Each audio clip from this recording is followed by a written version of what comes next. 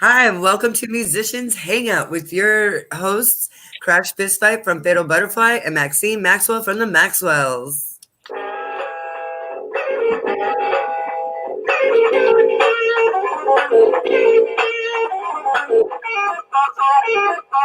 Happy Wednesday, everybody. It's great to be back.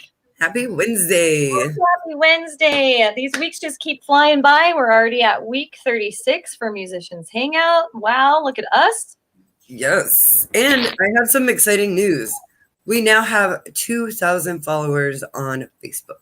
We hit 2K? Yes. Yeah, about an hour ago. So yes, when I checked a couple hours ago, we were like 2 away. That's awesome. So we got it. Everybody, that's awesome. So thank you everyone for all your support. Woohoo! We launched our Facebook page, a month ago, and we've already got 2K. Thank you, everybody. Yes. Yes. Good work. Thank you. And thanks to our fans, man. We wouldn't be here without all of you and our guests. So cheers to that. Mm-hmm. I have pineapple juice tonight. Cheers, Fit. Nice. Yummy.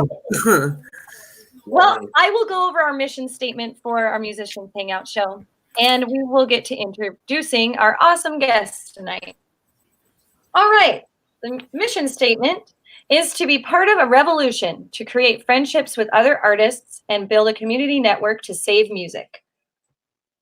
So here we are building our community with Higher Standard.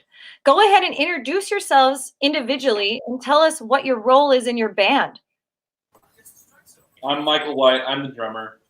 I'm Johnny Madison's. I play guitar and sing. I'm Jake Larson. I play bass. Awesome. So you guys are a three-piece? Mm-hmm. We're really exciting. It's nap time. Just took my We just got done with practice and we're out. Oh, wow, you guys had practice tonight. That's awesome. That is awesome. So when do you usually jam? Like, is it usually on Wednesday nights? Yeah, generally I would say. Yeah. Sometimes it just things change, but Tuesday, Wednesday, Thursday, but yeah, Wednesday seems to be the sweet spot. yeah. Oh, cool. Yeah. I've gathered that from a few bands that Wednesday night is a good jam night. It's right in the middle of the week. It's right before the weekend, so it's a good time to brush up before your show if you got one on a Friday or Saturday. And there's usually kind of a lull in personal activity through that, through the week during that time as well. Family time and stuff. Yeah, we all have families and stuff. Yeah. Very cool. I'm loving all the cymbals back there. I gotta say, I've enjoyed it.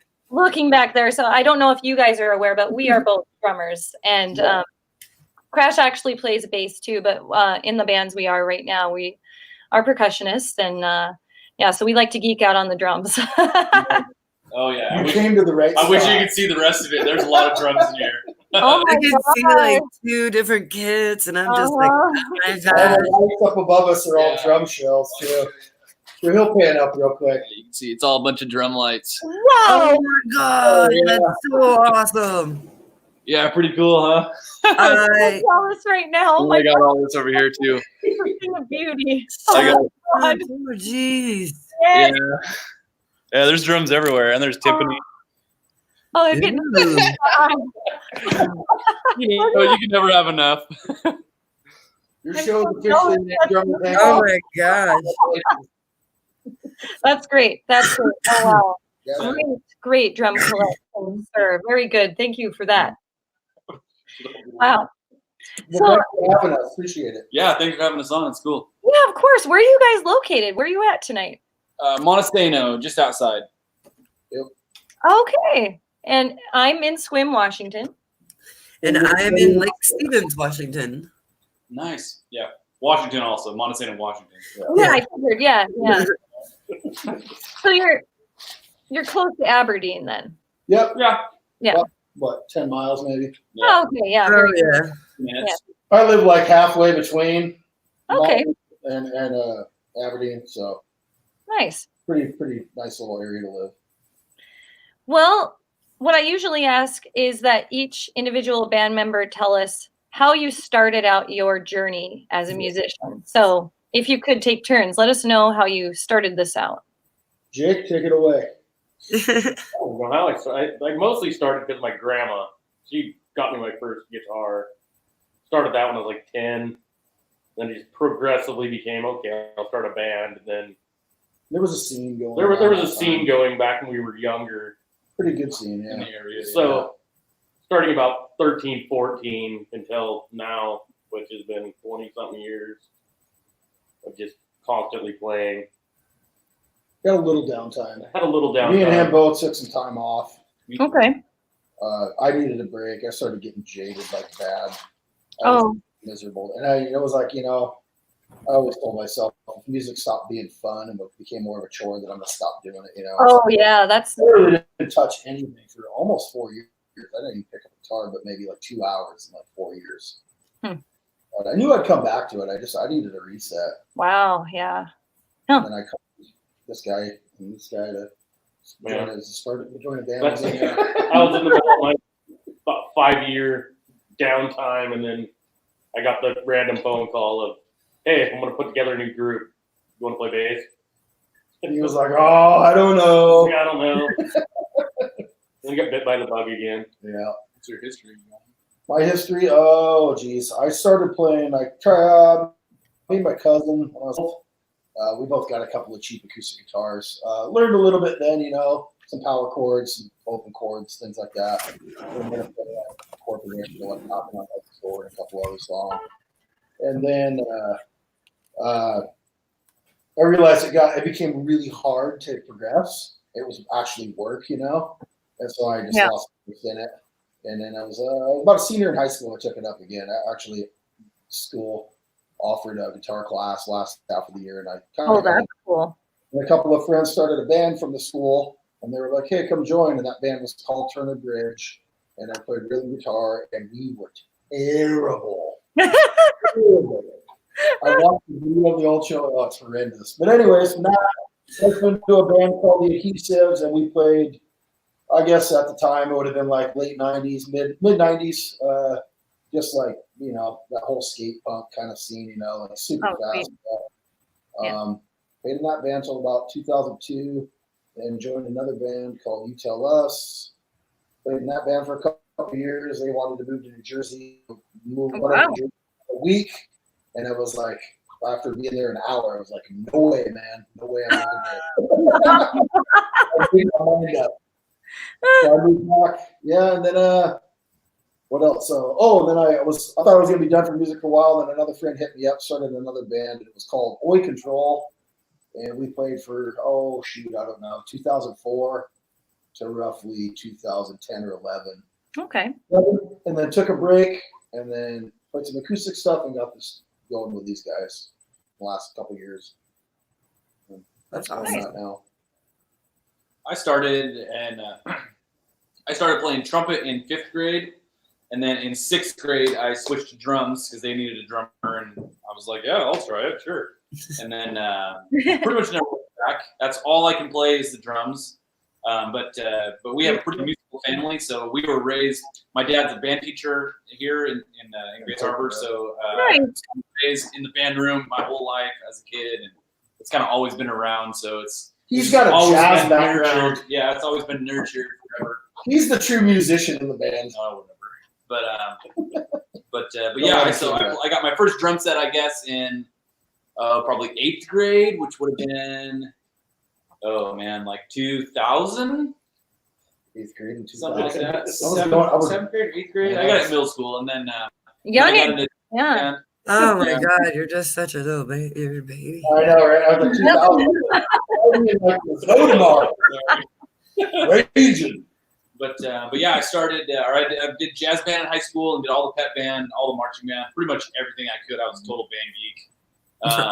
And then I did jazz band in college, and then in my junior year in high school, I started playing in a punk band, and then kind of got into the scene here. That was my first introduction, I guess. And that's where we met. Initially. Yeah, initially, a long way back. Yep. When I was like 17. Yep, you were a high school kid. And then I've just been in bands ever since, pretty much. I've kind of been in all kinds of different stuff. I did orchestra at the college for a while. And all kinds of.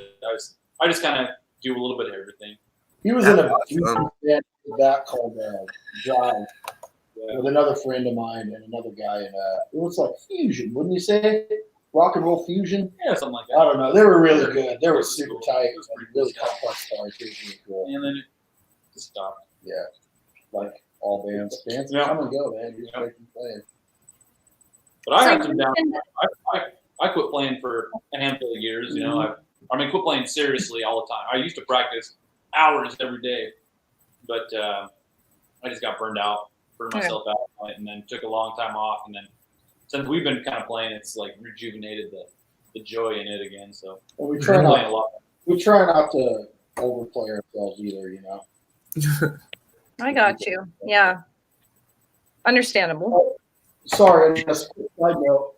Me and Jake met probably back in 2000 somewhere, and you were pretty young. You were in high school. I was out of school, but I've known him for about 20 years. No, I believe. Yeah, Johnny's the old man in the band. yeah. I'm That's awesome. Yeah. So Justin says that he is in class, so it's on silent. But hi, Johnny. What's up, man? Woo! Hi, Justin. Thanks for Hi, tuning Justin. in. Thanks for tuning in again. I think he's studying music or something. I'll type to him since he probably can't read our lips. Yeah. True. I guess Mikala could have just waved. Hi. Are middle fingers allowed? I'm just kidding. I'll tell him to pay attention in class. I believe they are. You just can't say it. Oh, okay. You have a sensor thing? This little sensor bar? No, we don't have a censor thing. We are need to invest in a sensor bar.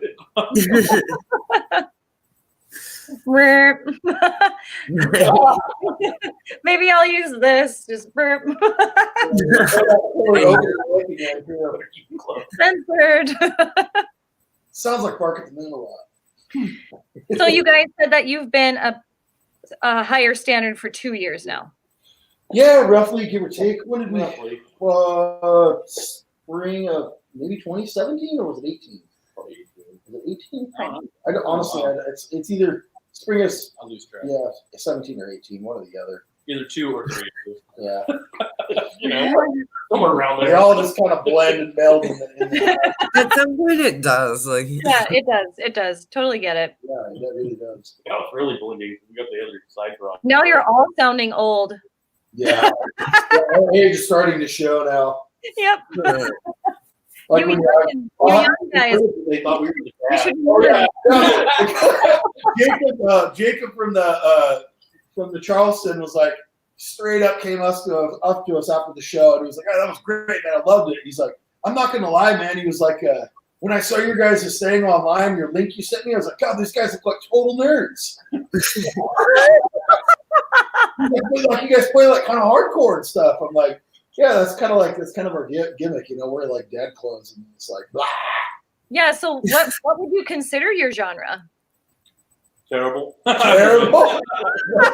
Yeah, not for everyone. I don't know, just punk rock with a bit of an edge, you know. All right. Yeah, I would say edgy.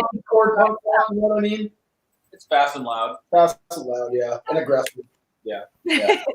So, yeah, I get that a lot because the Yeah, band you know hardcore.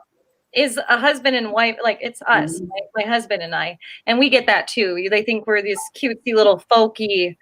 We play. But we're like grunge metal. So Well, yeah, we come out and we're heavy, and people are like, "Whoa, we didn't expect that."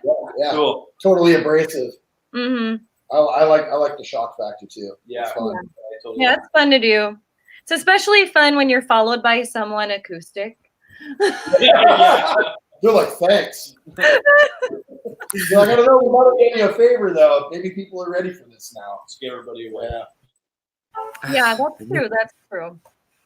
Yeah, no, it's definitely not for everybody, and I understand that, you know. Yeah. But Right. I get that too. yeah. But there is a demographic of people out there that do love that kind of music. One of our friends, Justin, says, "Terrible, the ultimate genre." That's That's a zinger. Heck yeah. Oh, Joseph Kelly. Hi, Joe. Maxwell Melt Faces. We do. Yes, we do. We Hey, look Joe. so cutesy, but we melt the face off. Joe is husband is really the good on the bassist for my band Fatal Butterfly. So Yeah. And I wanted to also shout out Joe for all of his help on helping build our website. Thank you, sir. yes, huge thank you, sir. I didn't ever imagine like We're gonna this. figure out some stuff, but we're getting there. Yeah, Joe. Thank you, Joe. Do you guys know Joe? No. Can't say that I Oh, do. no. You guys Joe's. gotta meet now. Check out Higher Standard. Joe is like in Olympia, so he could pop over, right? Right? Yeah. Yeah. So I was gonna ask you guys, how did you get your name Higher Standard? Yes. So basically came up with a bunch of names on a pad, shot it to these guys, and that was like the one that was like, yeah, okay. You know, basically as simple as that, you know.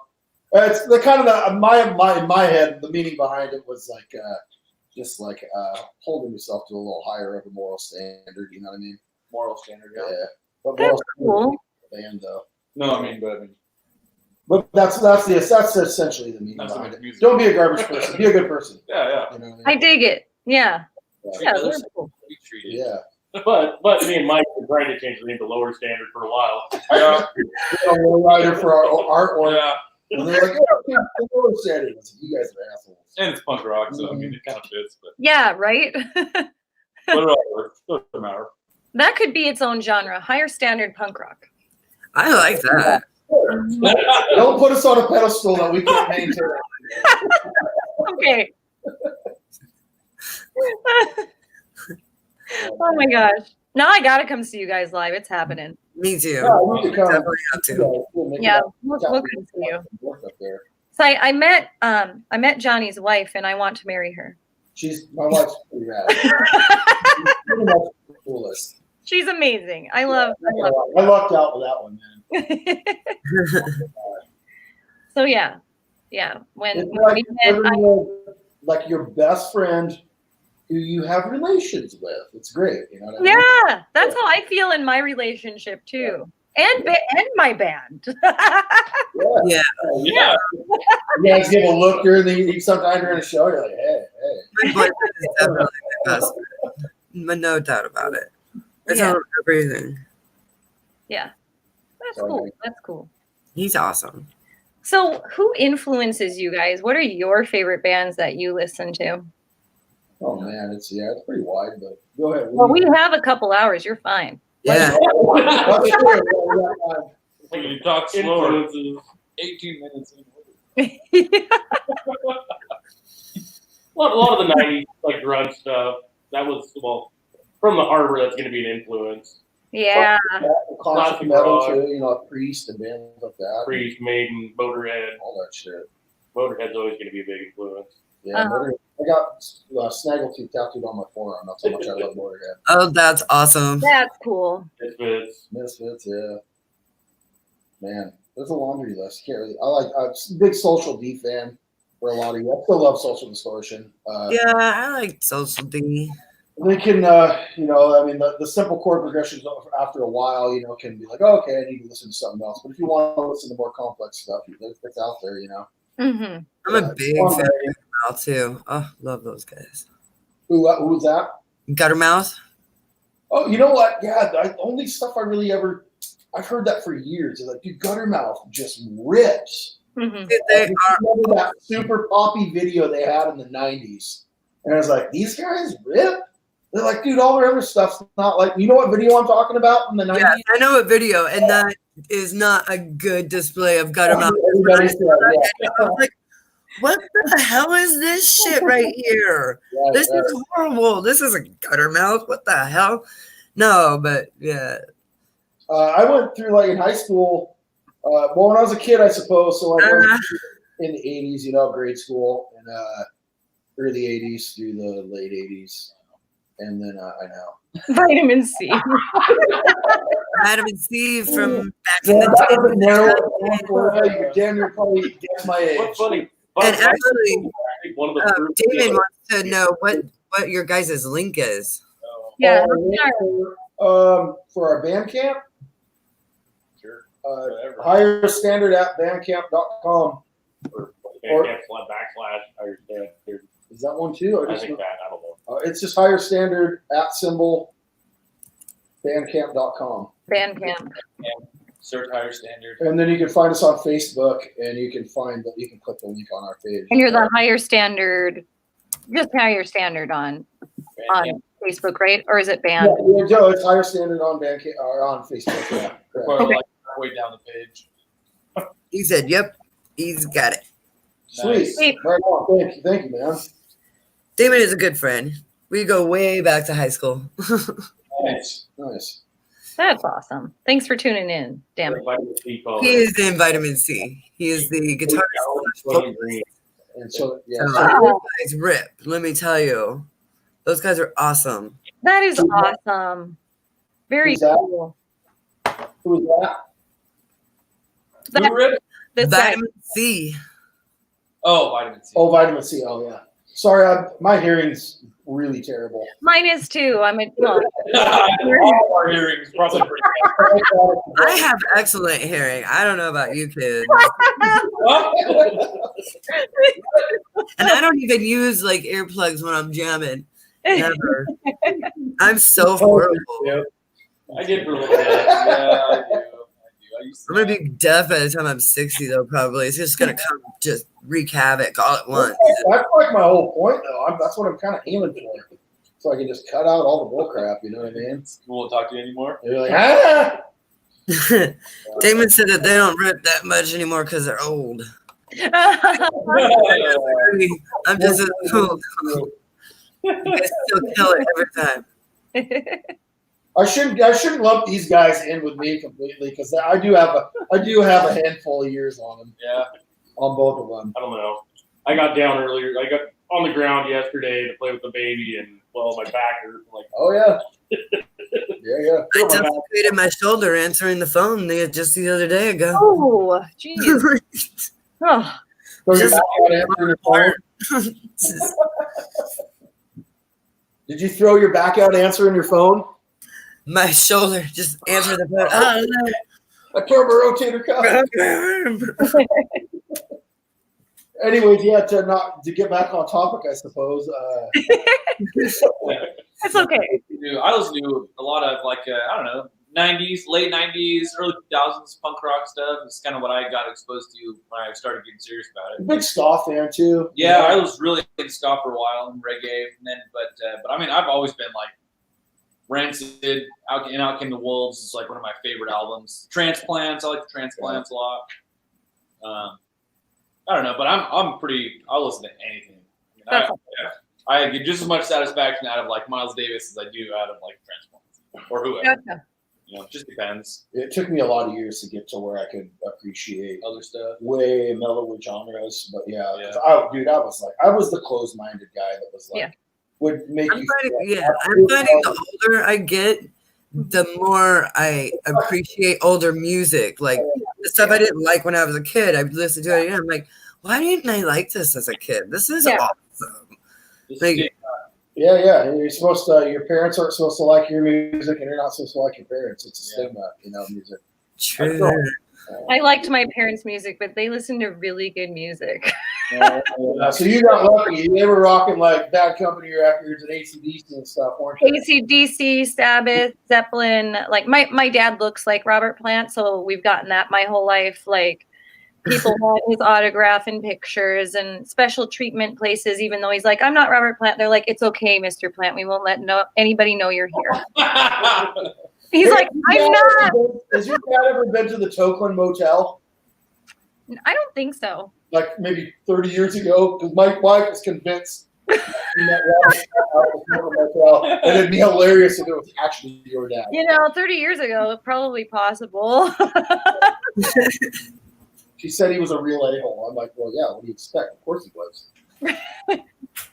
It's crazy. Everywhere we go, Your dad does look almost identical to Robert Plant, though. Yeah, and they've aged together since he was young to old. Like Still, he looks like Robert Plant. Got the hair like him and everything too. Hair, everything, Yeah. everything. Yeah. Your favorite, Johnny? Yeah, no, I'm just gonna get it out there. I mean, hey, I'm not nothing for that. That's like the one band I just can't stand. Oh, Zeppelin.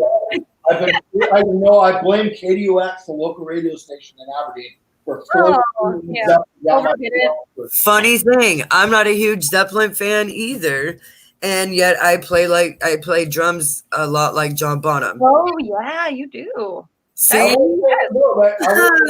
See? Yes. It's crazy, but I'm not a Zeppelin fan. It's crazy. Musical, some of the pieces they've done. Honestly, it's Robert Plant's voice that ruins that band for me. Camera's gonna cut out again.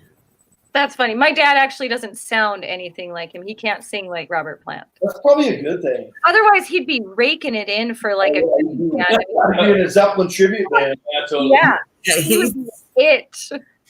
Yeah, I mean, he went to Universal Studios. I wasn't with him, but it was the best or worst, I would say, depending on how you look at it. Like the Transformers wanted pictures with my dad, so they sent their security to go get my dad, like plunk him out of the crowd and bring him to the people. You got to dig a picture up of your dad and put him up on the screen. Like, I'm curious now. Okay, I'll find my dad. Dude, he looks identical to Robert Plant, though. She showed me pictures a while back, and I was like, oh my God, he does. That's crazy. I don't know how exactly to do that other than hold my phone up, so I will try my best. Okay. And maybe we can. I'll try to bring my dad to one of your shows. Oh, yeah. Robert Plant was here. Robert Plant. Yeah. He all like rock star. He lives in. He doesn't live in Washington though, so it would have to be when he visits me. Okay, this is me and my dad.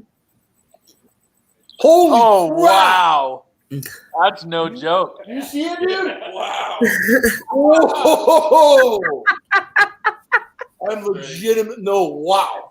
I know. Man. Whoa. I'm kind of freaked out by that, actually. I'm not going to lie.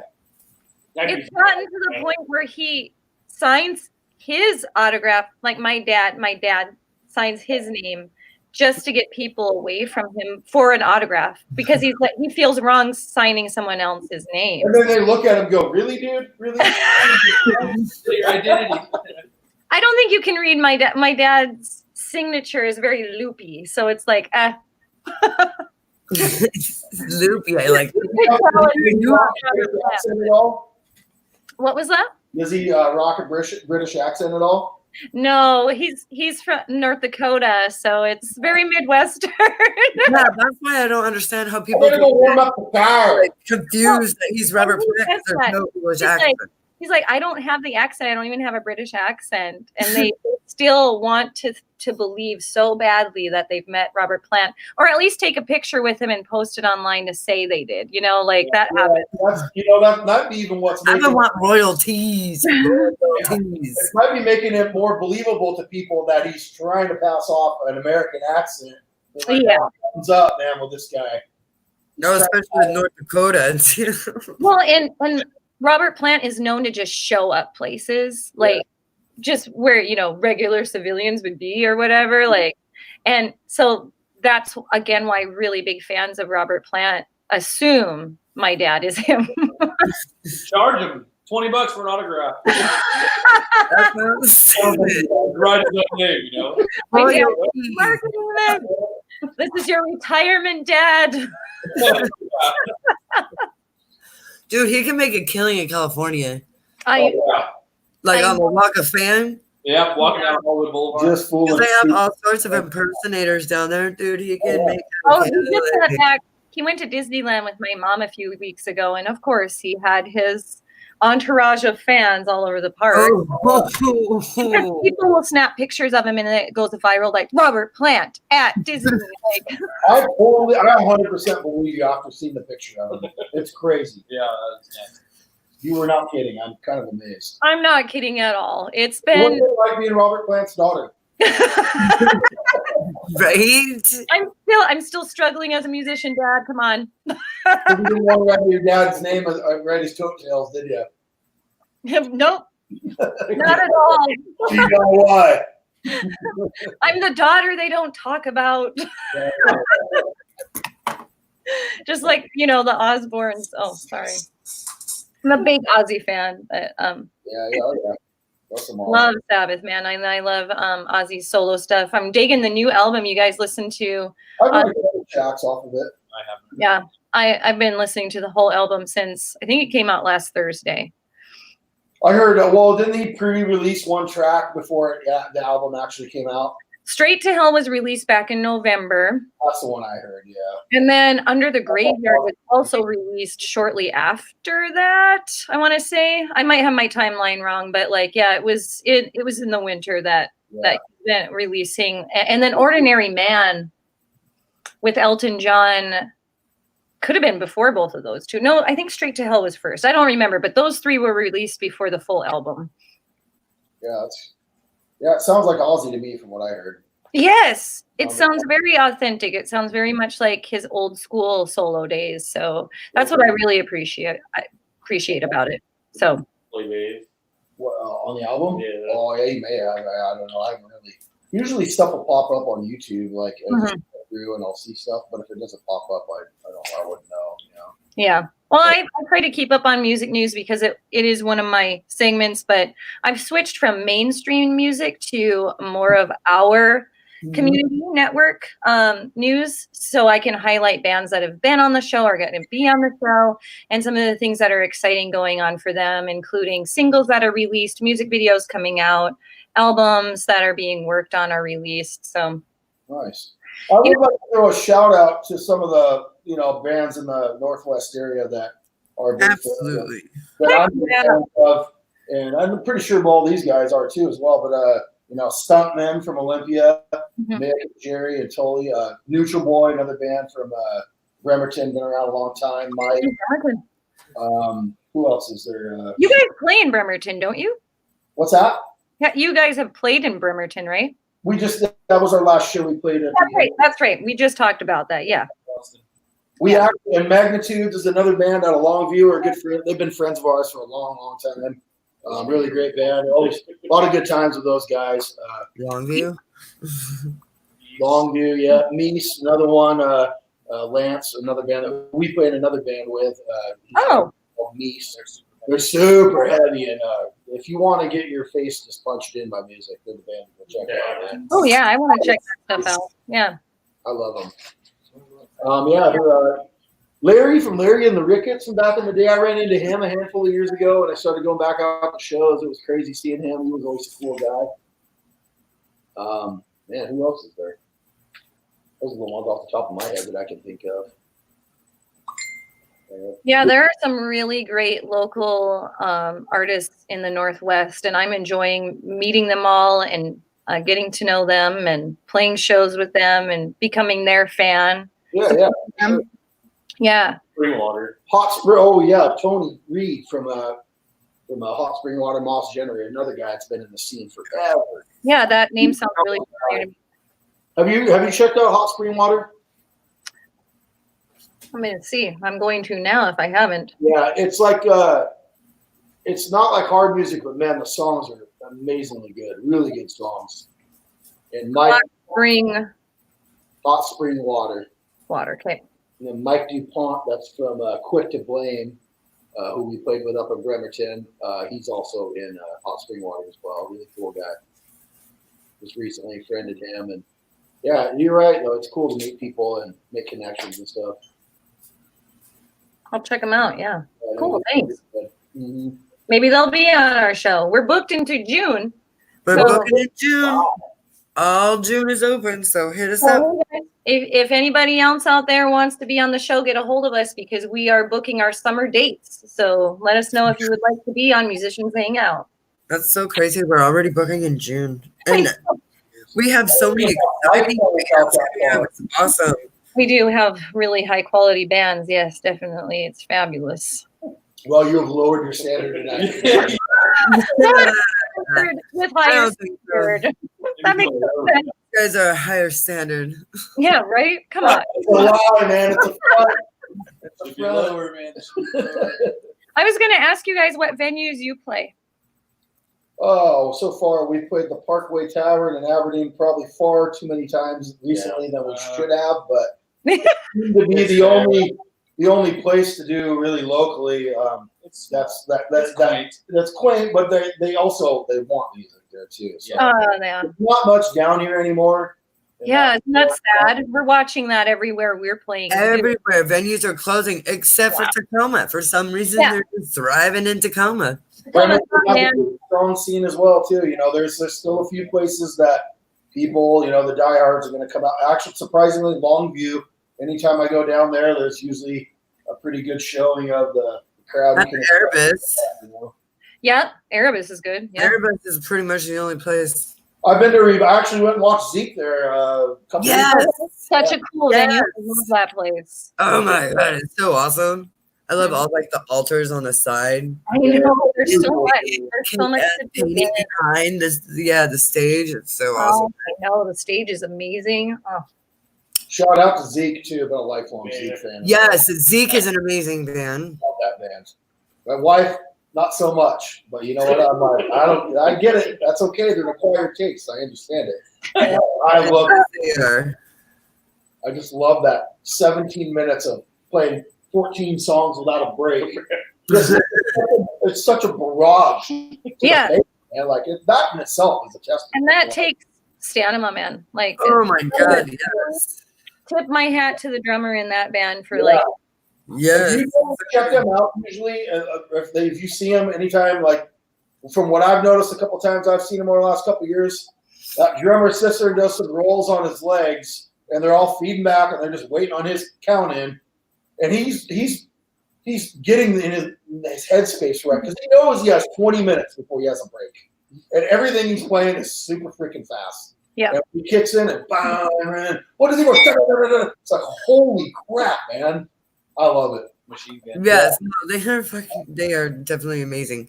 Yeah. I almost dropped the F-bomb, but I stopped we myself. We almost do it too. I have a lot of practice because I'm a teacher. I So heard that. Yeah, you're a teacher. Yeah. I'm a high school teacher. I teach art.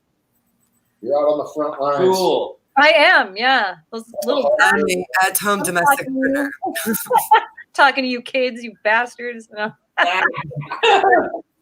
They know it, though. It's okay.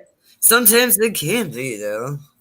Yeah. Everybody's I freaking love them. Like little tear in my eye again. Like I love those kids. I love, being a positive role model in their day. Like, so, I want them to feel safe and I want them to feel happy and make art and just de-stress, not stress.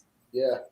A shining light in their life because my mom was a para-educator for many years. By the time they get to art class, sometimes they're like, "Oh, thank God." Right. I can breathe. I can breathe. That's Yeah.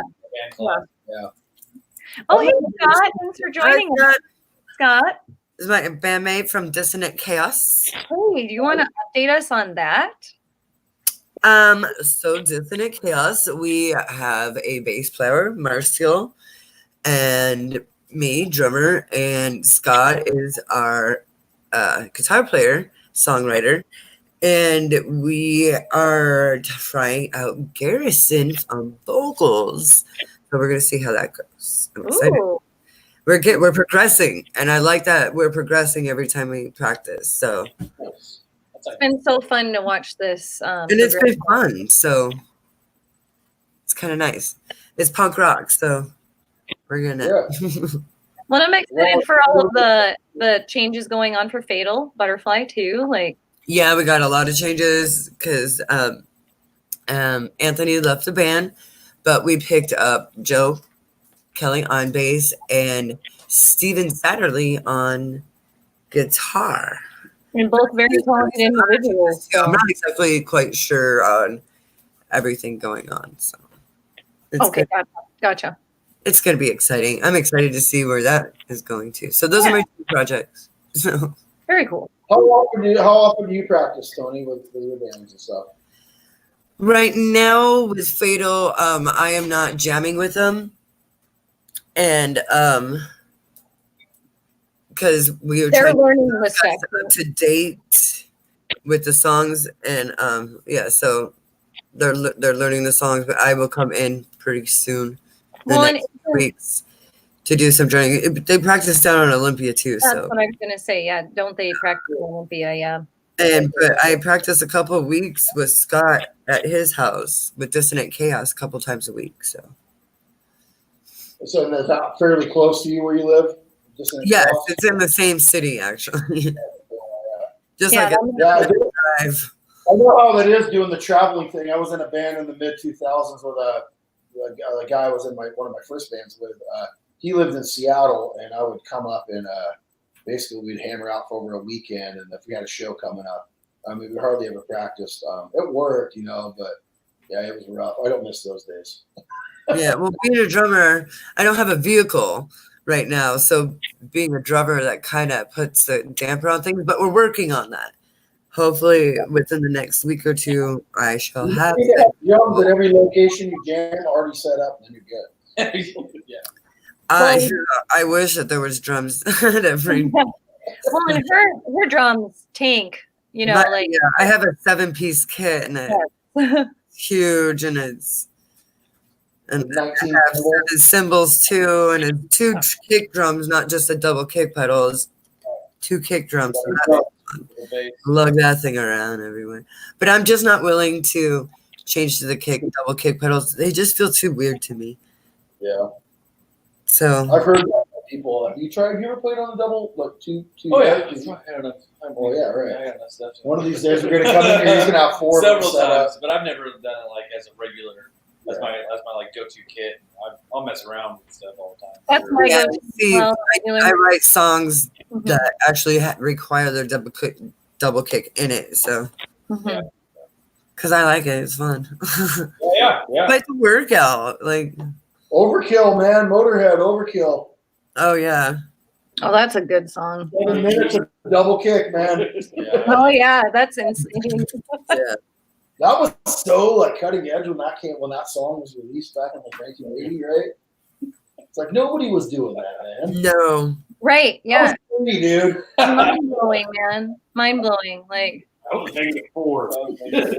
Yeah, we lost a good one when Lemmy died. Oh. I know. They're all the original members are gone. I know. Yeah. Eddie too. God, we're just getting old. But hey, you know what? We could say that we had some of the best, amazing bands in our lifetime. Oh yeah. Definitely. Yeah. You Definitely. know? And some kids today, they aren't gonna know anything about Motorhead, and that's a damn shame.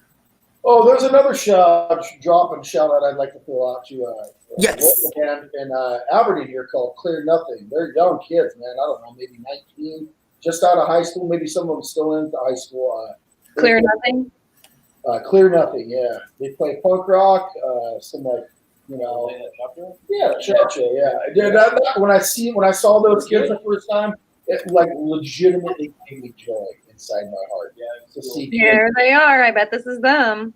Yeah. We're playing a show with them. Oh, look at them little kids. Yeah. Let me see. They're cool. They're Oh like, my God, they're just babies. I know. Oh my God. Like my Baby. like little. My kids are older than those kids. I gave you guys a like. Yeah, I like the kiddos. I'll listen to you too. No, Yeah. it gives me I have to leave my phone on a particular. I was lazy today and I didn't write down on paper some stuff. Oh, so you're reading from the device? Yeah, but I still have my papers, but I keep marking them off, so it's like only like a couple here and there. Mm-hmm. Well, Red was due on the New 10th. ones, but I mean, we'll get to that. It's a lot of it's just the same. I mean, I have a couple posts from the TSOL show. Well, you know what? Speaking of segments, I can go into mine. I got about a minute. Yeah. I will update you guys on some music news for February 26, 2020. Our friends from Bend, Oregon, Somewhere Between, will be releasing their new album, Burn It to the Ground, this Friday. You can find them on Facebook at Somewhere Between Band.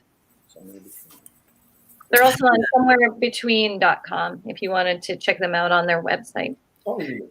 Siren's Reign was featured in Metal Hammer Portugal. Check out the interview on metalhammer.pt. Congratulations, Rena. That's really that is awesome. Scotty and the rest of Siren's Reign. Exactly. Was Scotty karate in that band? Scotty? Yes. Yeah. You know Scotty? You know Scotty Karate? Scotty Karate knows everyone. Well, we literally Well, we all went to Facebook together. Ah. Scotty. Yeah, I remember the first time I ever met him was at Sydney's Casino, and he kept singing "Sex Cow" by Quar, but he kept bellowing it in the casino. Well, actually, that wasn't in a casino; then it was a bar. I'm like, man, this guy's hilarious, man. He does magic too. He does. He's He quite did the some magic magician. tricks. I played a few festivals where he was at doing his music, and he was part of the crew at the festival.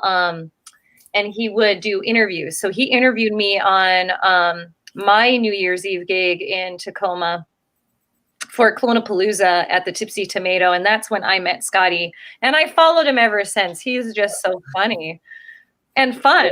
Doing it, artificial hips and all, man. Yeah. So I hear he's like Beetlejuice. So we've said his name 3 times. Where are you, Scotty? You have Right up on the screen.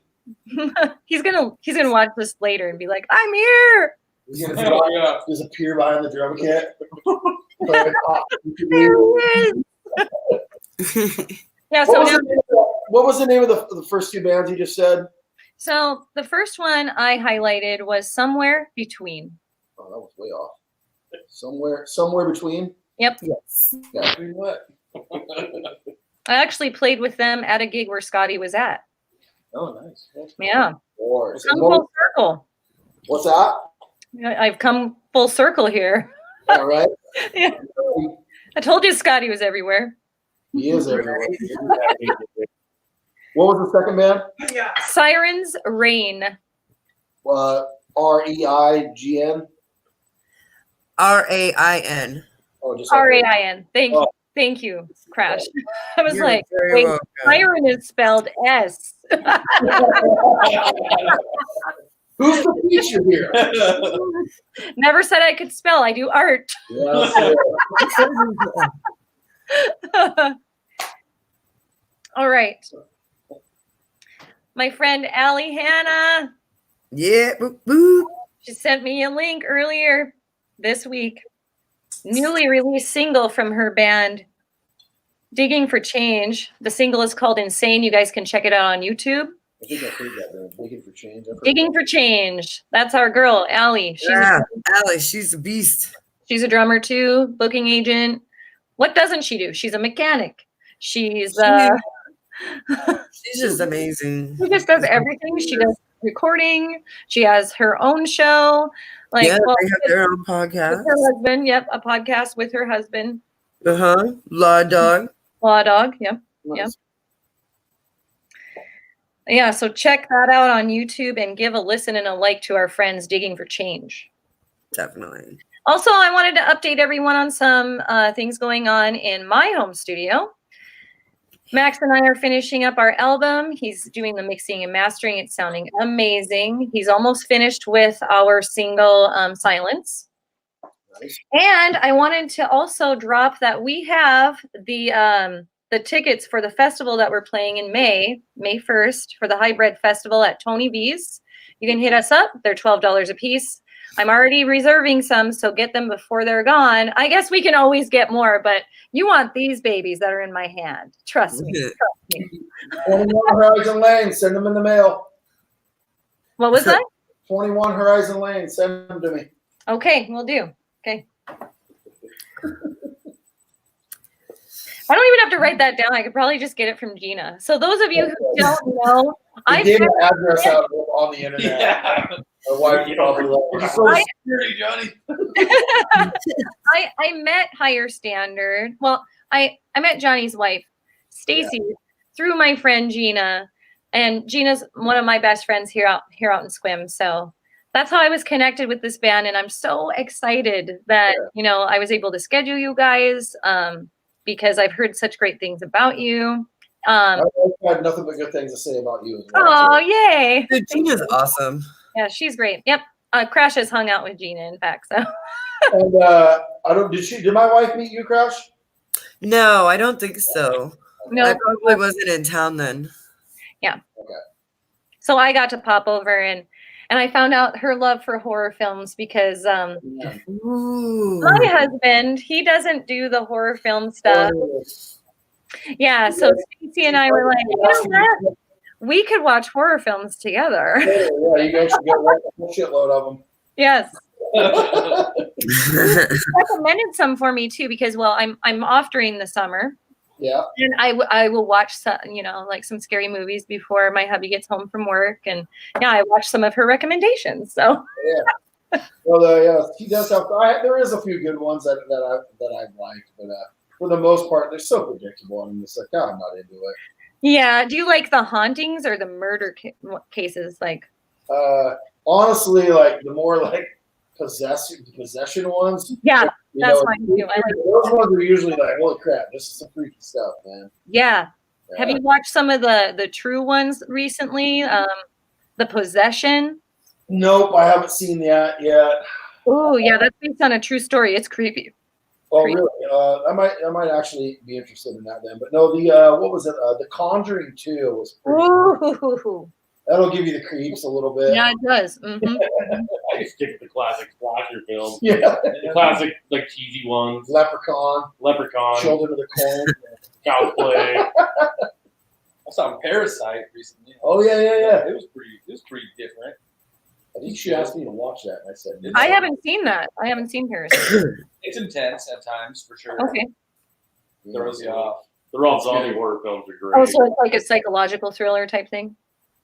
What's that now?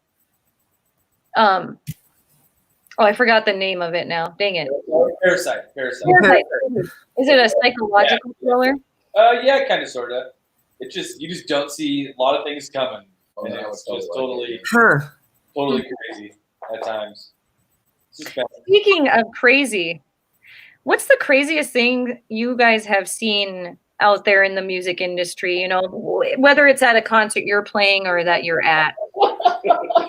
I know mine. Oh, yes. Hey. Story time. Are you sure you want to go there? Are you sure? Yes, we've heard some doozies. Go ahead. Go ahead. Oh, man. So, okay, I'm gonna leave it to these guys because their recollection is gonna be a lot clearer than mine. I used to drink into a real good and I've been sober since about April 3rd, 2008. Good job. So I had to stop. But I've been told things over the years, even being sober for this many years now. I've been told stories, and I'm just like, oh, that's great. Never knew about that. Thanks, man.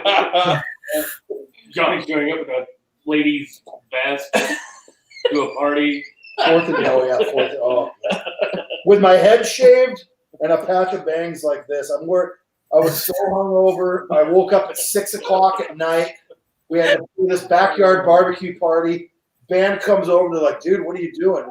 Like, we got to go. I'm like, shut up. I'm sleeping. They're like, dude, it's 6 o'clock. I'm like, get the out of here, So I'm like, I don't have any clothes, man. I just went through my mom and my sister's old clothes. I'm wearing this thing. It was like an orange V-neck sleeveless Gap sweater. It was orange, like hunter orange. It was offensive. With a white T-shirt, like some cut off like cargo pants I had. I think I had 2 different shoes on. Oh my God. Weird dress socks on. I remember when I went into Swampford on Southside because I was so hungover. I needed like some water or something. And the people and the other guys in my band were like, the looks you were getting just walking into the store, people wanted to murder you. They were so offended. And I remember that. So I was thinking on the lamps that day. It was an accurate description of I don't remember that, but I remember one of the first times I saw Johnny, he made a good impression. Go ahead. He exposed himself on stage, just a little. For a very short moment, but did I put it in the waistband? It was yep. Yeah, little Johnny poking his head out of the waistband. Oh no! I've been told that many people have seen on stage, right on stage, right front and center. They never think of that. They got a lot of That's a punk rock show right there. something. Like, oh, it's a Got a lot of rides. My wife tells me, she goes, people tell me all the time about the times they see me a wiener. Like, Oh my gosh. yeah. So there's that. That was a good one. Thank you. Yeah, I got a little tear too. That's good. Yeah, that was a good one. Touch Yeah, it. cheers on that. Thank you. Craziest thing. Craziest sound, man. There's been like I've seen chicks fight dudes, knock dudes out. Feezer, I remember Feezer was fighting Matt Jones from Jack Move. I come out holding my bass gear at the Aberdeen Elks. It was like an upstairs venue, and we had an elevator. And the elevator opened up, and all I see is Angela Feezer just straddled over, just beating the brakes off the drummer from. What's going on, man? And he got up. He was fine. He just covered up, but she was laying blows. We got her out of there, and Matt's girlfriend at the time was kind of a girly girl, and she was like, "Where's she at? I'm gonna kick her butt." We're like, "No, you will not." Like, she was just doing your man. Like, she was This girl will kill you. But you know what was great about those guys? Like, those guys from Jack Move, they would always come back, and it was never an issue. You know what I mean? They were like, "Whatever, we're all drunk. It's okay." A lot of wild stuff at the Art of Grange. Oh man. Power bombing people through tables. Yep. Witness that. Yep. People getting Chris Ellis got body slammed on the concrete floor. The singer from Jack Move. Yeah. Oh, he's also in another band. I can't think of them right now. They just played recently, I think, at Erebus actually down in Longview or Kelso. Oh yeah. Didn't even know the name of their band, man. But it's it's like kind of a poppier side, but with Ellis's vocals with that kind of growl to it. It's pretty cool stuff. And I'm kind of kicked. I can't. If I think of I'll search the band name and I'll message it to you. Yeah. It's probably somewhere even in because we do quite a We lot. can make somebody in our neck of the woods. Yes. Yeah, it could be somewhere hidden in the very many pages of your neck of the woods. It could be. Yeah. There's some great names too. What was the one the few weeks ago? Mustard Plug. Oh my God, Mustard Plug. Yes. Yeah, I watched a little of that one. I think they're playing El Corazon, or they just played El Corazon. Nice. Mustard Plug. That's good. I believe that they played with Potbelly and Box Cutter, maybe. Yes. I played with Pop years ago, back in the '90s on Whidbey Island. Box Cutter? Really? I couldn't believe they were still around after I got back in the city. Like, no way, Potbelly's still around. That was awesome, man. Yeah. Potbelly. Okay. Yeah. Yeah, Potbelly.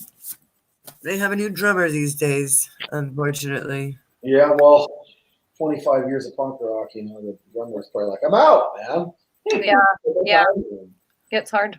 It does. Yeah. So I was going to ask you guys about your music equipment. Tell us a little bit about what you like to play, and if you have any recommendations on different guitars, bass guitars, drum heads, etc. Okay, I'm going to leave this up to Jake, and I know we're both going to back it. He just recently acquired some gear that if you can afford it, 100% recommend it. It's top of the line. Go ahead. Cool. The Fender Super Bassman. 300 watt. 300 watt tube head. It's the best I've ever heard or played. You know, with solid state, how you'll get like dips when you go from like certain places on the fretboard. Yes. Volume and low end. This thing is just steady through. It doesn't dip. It just stays right in the mix, and it's always there. It's freaking amazing. Huh. And Cool. he picked that up like last week. Valentine's Day weekend. Yeah, Valentine's Day weekend. We had a couple sessions with it. And it's Oh, where'd you get it? Craigslist find. Oh, Nice. Good old Craigslist. A long road trip. But for the price, though, it was definitely worth the trip. Yeah. He got a heck of a deal on it. Oh, sweet. Because they're spendy heads, man. It's a skinny setup, but A great Valentine's gift to yourself. Yeah, right? I'm very happy, but I keep telling him, I'm like, dude, one of these days I'm going to read your obituary in the newspaper. Like, you're gonna get stabbed to death in your sleep. Oh no! Oh. He pulls some crap on his wife.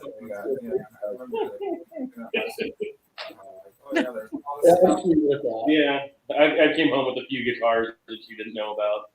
Ooh.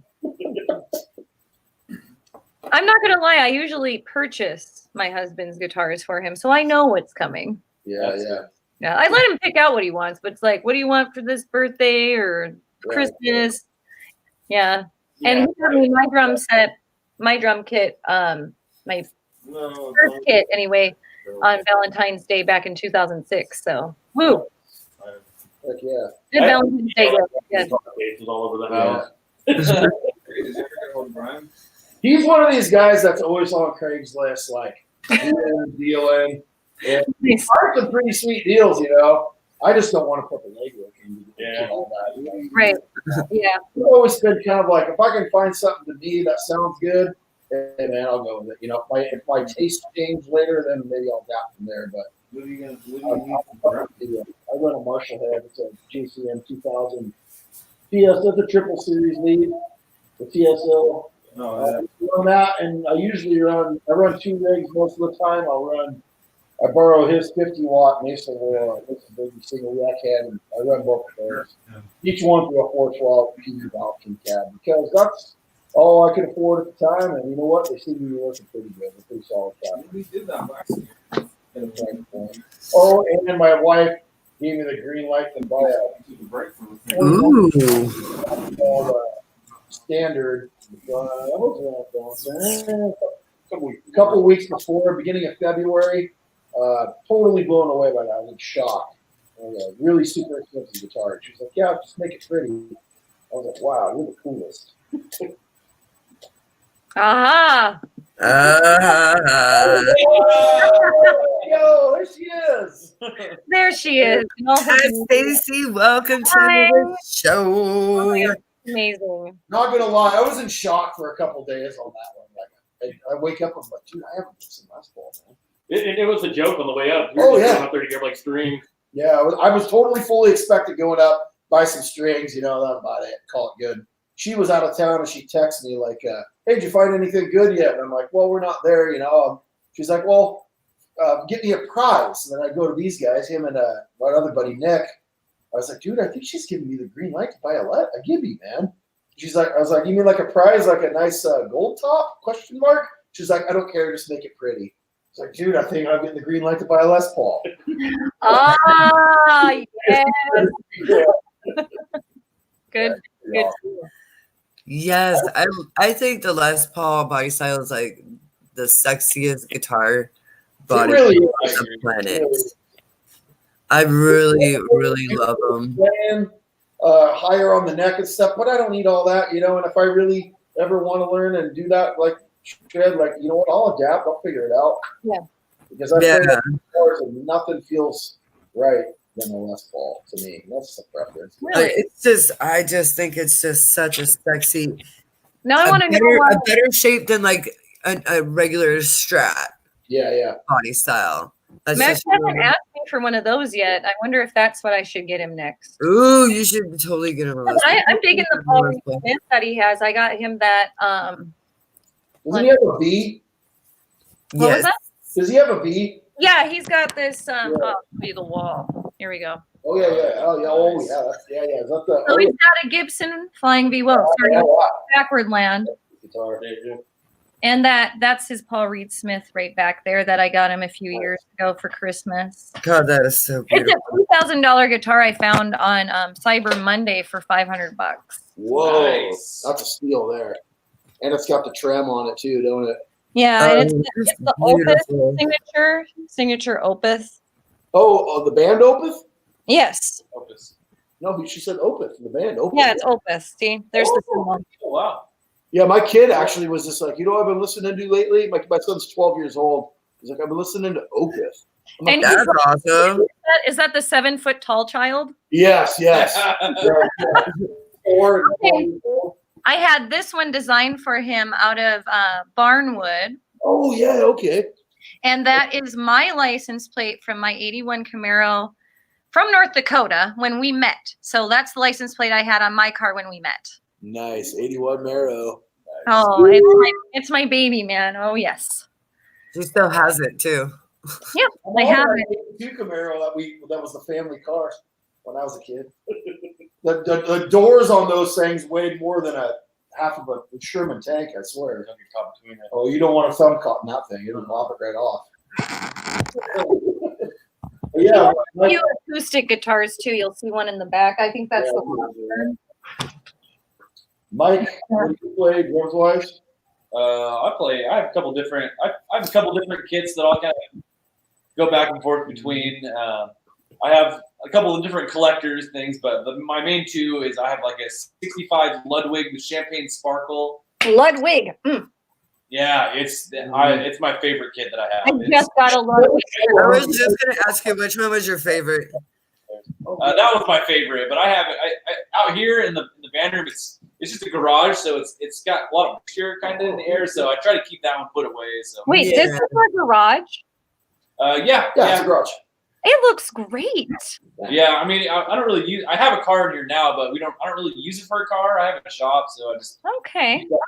I envisioned you were in some kind of family room or living room, like. The curtain that's No, yeah. Yeah, that's what throws me off.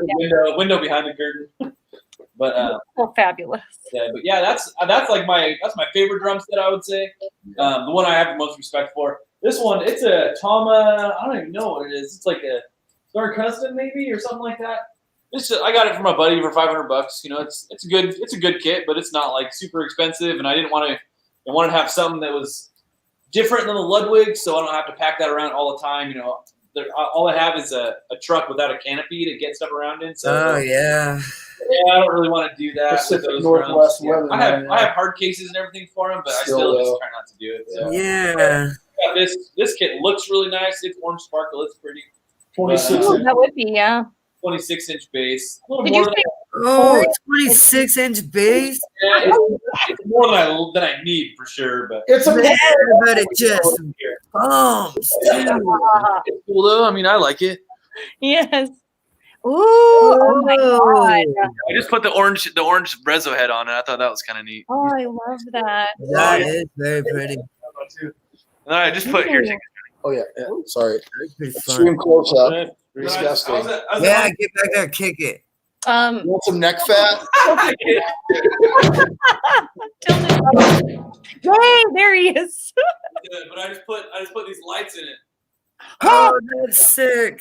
Yeah, it's on a remote. You get it at Home Depot, and it just goes right in the vent hole. Wait, Home Depot got what? Yeah, you get these lights from Home Depot. It's like tape. What is the light called? You can change the color. What? Oh, Yeah, you can go in like crazy mode. Strobe mode. Yeah. I know. I'm totally blowing everybody's mind right now. Hey, if you want to talk about lighting and drums, Like, Slow, so it does like a trans. mind blown right now. That is. Yeah, seriously. Or you can go like solid colors if you just want like blue. I would do the flashing color so much. Dude, Like- I wonder if you could do it so that it pulses if you're doing double kick. That'd be sick. Yeah. Oh, I'm sure you could. might cost a little more, but I'm sure you can Yeah. find a way to do Anyway. it. I'm putting that on a Home Depot list right now. Like, Yeah, it was like $25. but you're Yeah. blowing my mind. I'm speechless. I'm like, this adds so much. Like, Yeah, it's cool. I mean, Well, it's like every it's person a little over the that top. is watching this show will run out to Home Depot this weekend. Yeah. Dude, I thought my drum was Lights are going to drum and like, on it. That is so much awesomer.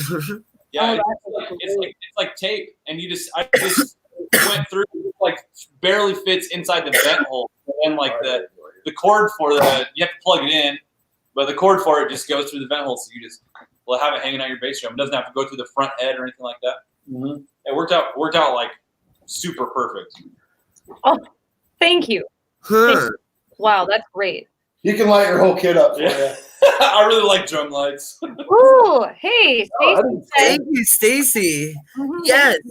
Stacy says there's one on Amazon that's supposed to be Oh, yeah.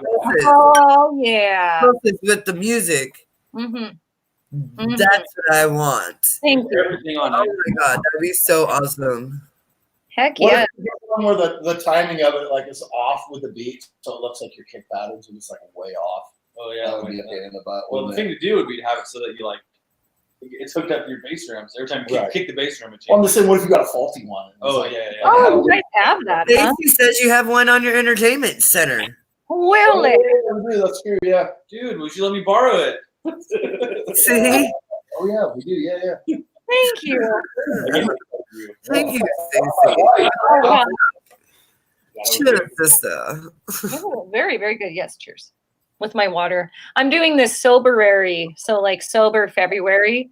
And I usually have red wine during the show, but I've been having like different juices and my water, of course. And sometimes I have an apple cider vinegar mix so that, you know, it's a natural antibiotic. So I try to keep my immune system up, especially during the winter working with kids. So but I gotta tell you, I'm looking forward to having a glass of wine on Sunday. So here I come. My wife and I just we got about 7 days left. We've been doing a Whole 30. You know, it's like I don't know, the Whole 30 diet thing or whatever. Yeah.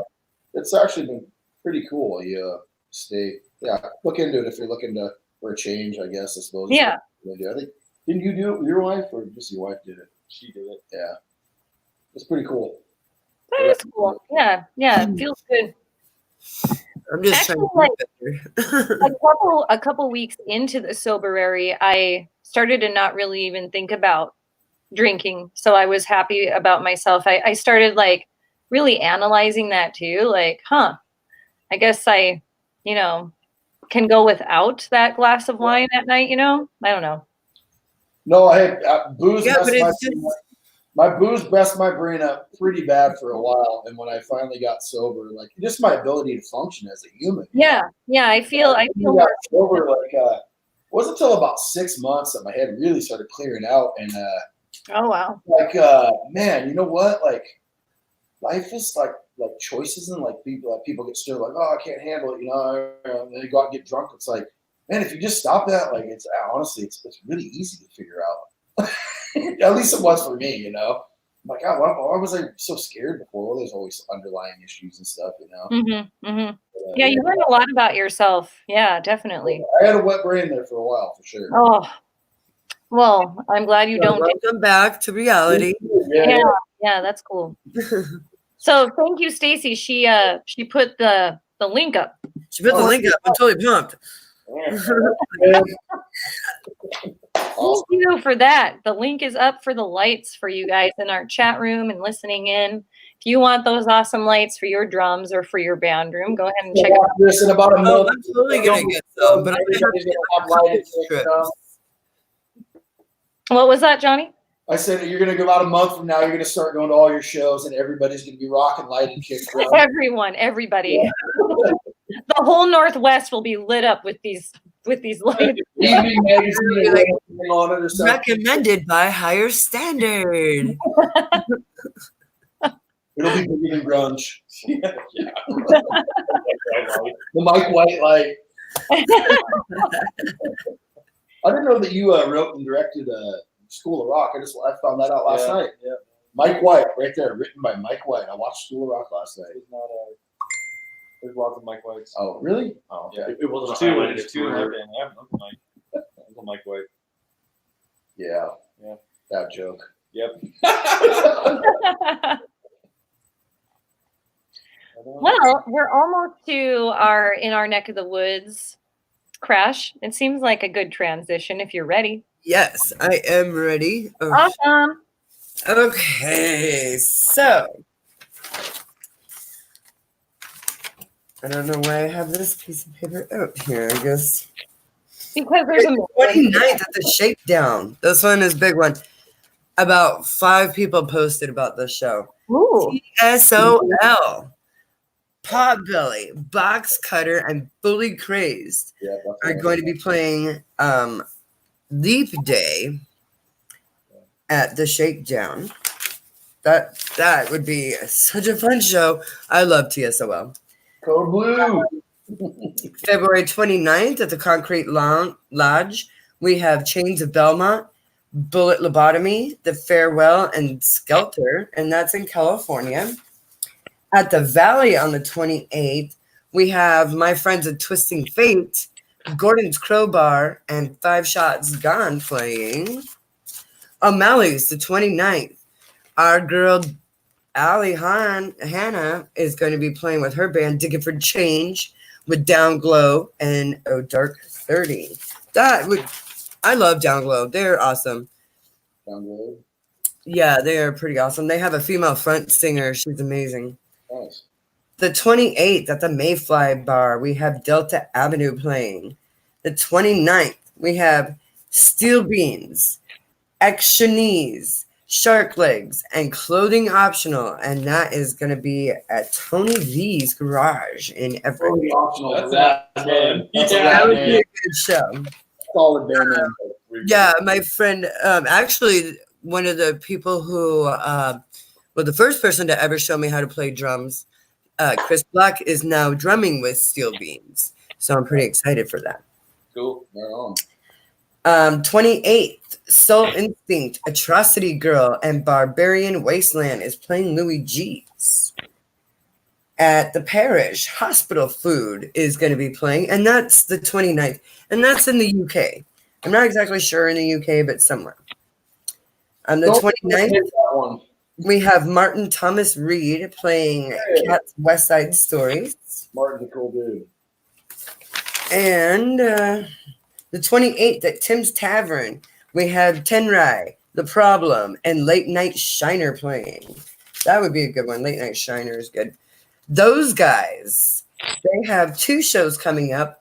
The 28th at the Hickey in Allegheny, New York, and the 29th at Union Whiskey, and that's Olean, New York. And then Lucky Liquor, Six Gun, Zach Static Sect, Howling West, and Filthy Traders are going to be playing on the 29th. I already said that one. That was different. On the event center on the beach, Gold Beach, Fogline, Benton Blount, and this is a showcase showdown for it, and it's a talent search. So go and get found. The Timeout Tavern, we have Jet, Ryan, and Forever Faded playing the 29th in Kansas. And El Corazon, this is the one you were we were both talking about. Mustard Plug, The There you go. Toasters, Mr. Blank, the Replicators, and again, Allie in Supersonic Battle Squad. They're going to be playing. I have not seen Supersonic Battle Squad, but I heard they're just amazing. The Did you say the 29th at Burntwood, we have Plush Cake playing. And that is what is going on in your neck of the woods. And February is almost done, man. Jeez. Yes. So it'll be So- Next that week, show, we start with El Corazon? merch. That should be fun. yes. Did you say the Toasters for that show at El Corazon? Was that what you said, the Toasters? The toasters. Yeah, Yeah. the Toasters, yes. Interesting story about the Toasters. I don't know if you know this. But Ooh. Colton, the thing in your band, his girlfriend's dad Scott. plays in the Toasters. Really? Yeah. Okay. Oh, Really? Huh. you're in a degree of the toast. Yeah. Scott band? March, That was cool. yes. So International Punk King says March, a lot more gigs. Yeah, there are going to be a lot of gigs. Yes. Crash is going to have a lot of pages for March, I'm sure. Heck yeah. Hey, what events do you guys have coming up? What do we have? We have. Molly's House of Booze in March. Oh, that's right. Yeah, we're playing Wally's House of Booze in Wenatchee right. on March. That's Wenatchee. We've heard about that. Yeah, Yeah, Stone Heathens, cool. and I'm not sure who the other band is. I don't think he told me who the other band was. And then I think the next thing we got lined up is we're doing. Yeah, well, that's April 18th in Aberdeen. We're putting together we put together an all ages bar with ID show at the Polish Club in Aberdeen with Sunday Morning Slasher, which is another band we're in, Higher Standard, Nice, and Stone Heathens from Okanagan. They're going to come over and play. Nice. And those kids from those young guys from Clear Nothing are going to play as well. And also some stand-up comedy bits in between by our friend Darko the Clown. Okay. Ooh. A little comedy in there. Nice. That's cool. That'll be at that 18th show? Yeah. Maybe. And then the last one we have on the books as of right now is this one I'm really looking forward to. It's going to be a killer bill. It's at McFiler's in Chehalis. I love McFiler's. Yeah. I'm from Centralia, so Chehalis, actually. I know, but I'm saying like my hometown is Centralia. Get out of here. You got to come to the show then. Well, I don't live there, but You're from there? Yeah, from there. that's where I grew up, graduated high school from Centralia. We probably know a lot of the same people in the scene down there then. Maybe, probably. That could be another 4 hours right there. Right? Yeah, We're playing on June 27th, Saturday, with Wasted Breath from Spokane and Kids on Fire from Seattle. Oh, sweet.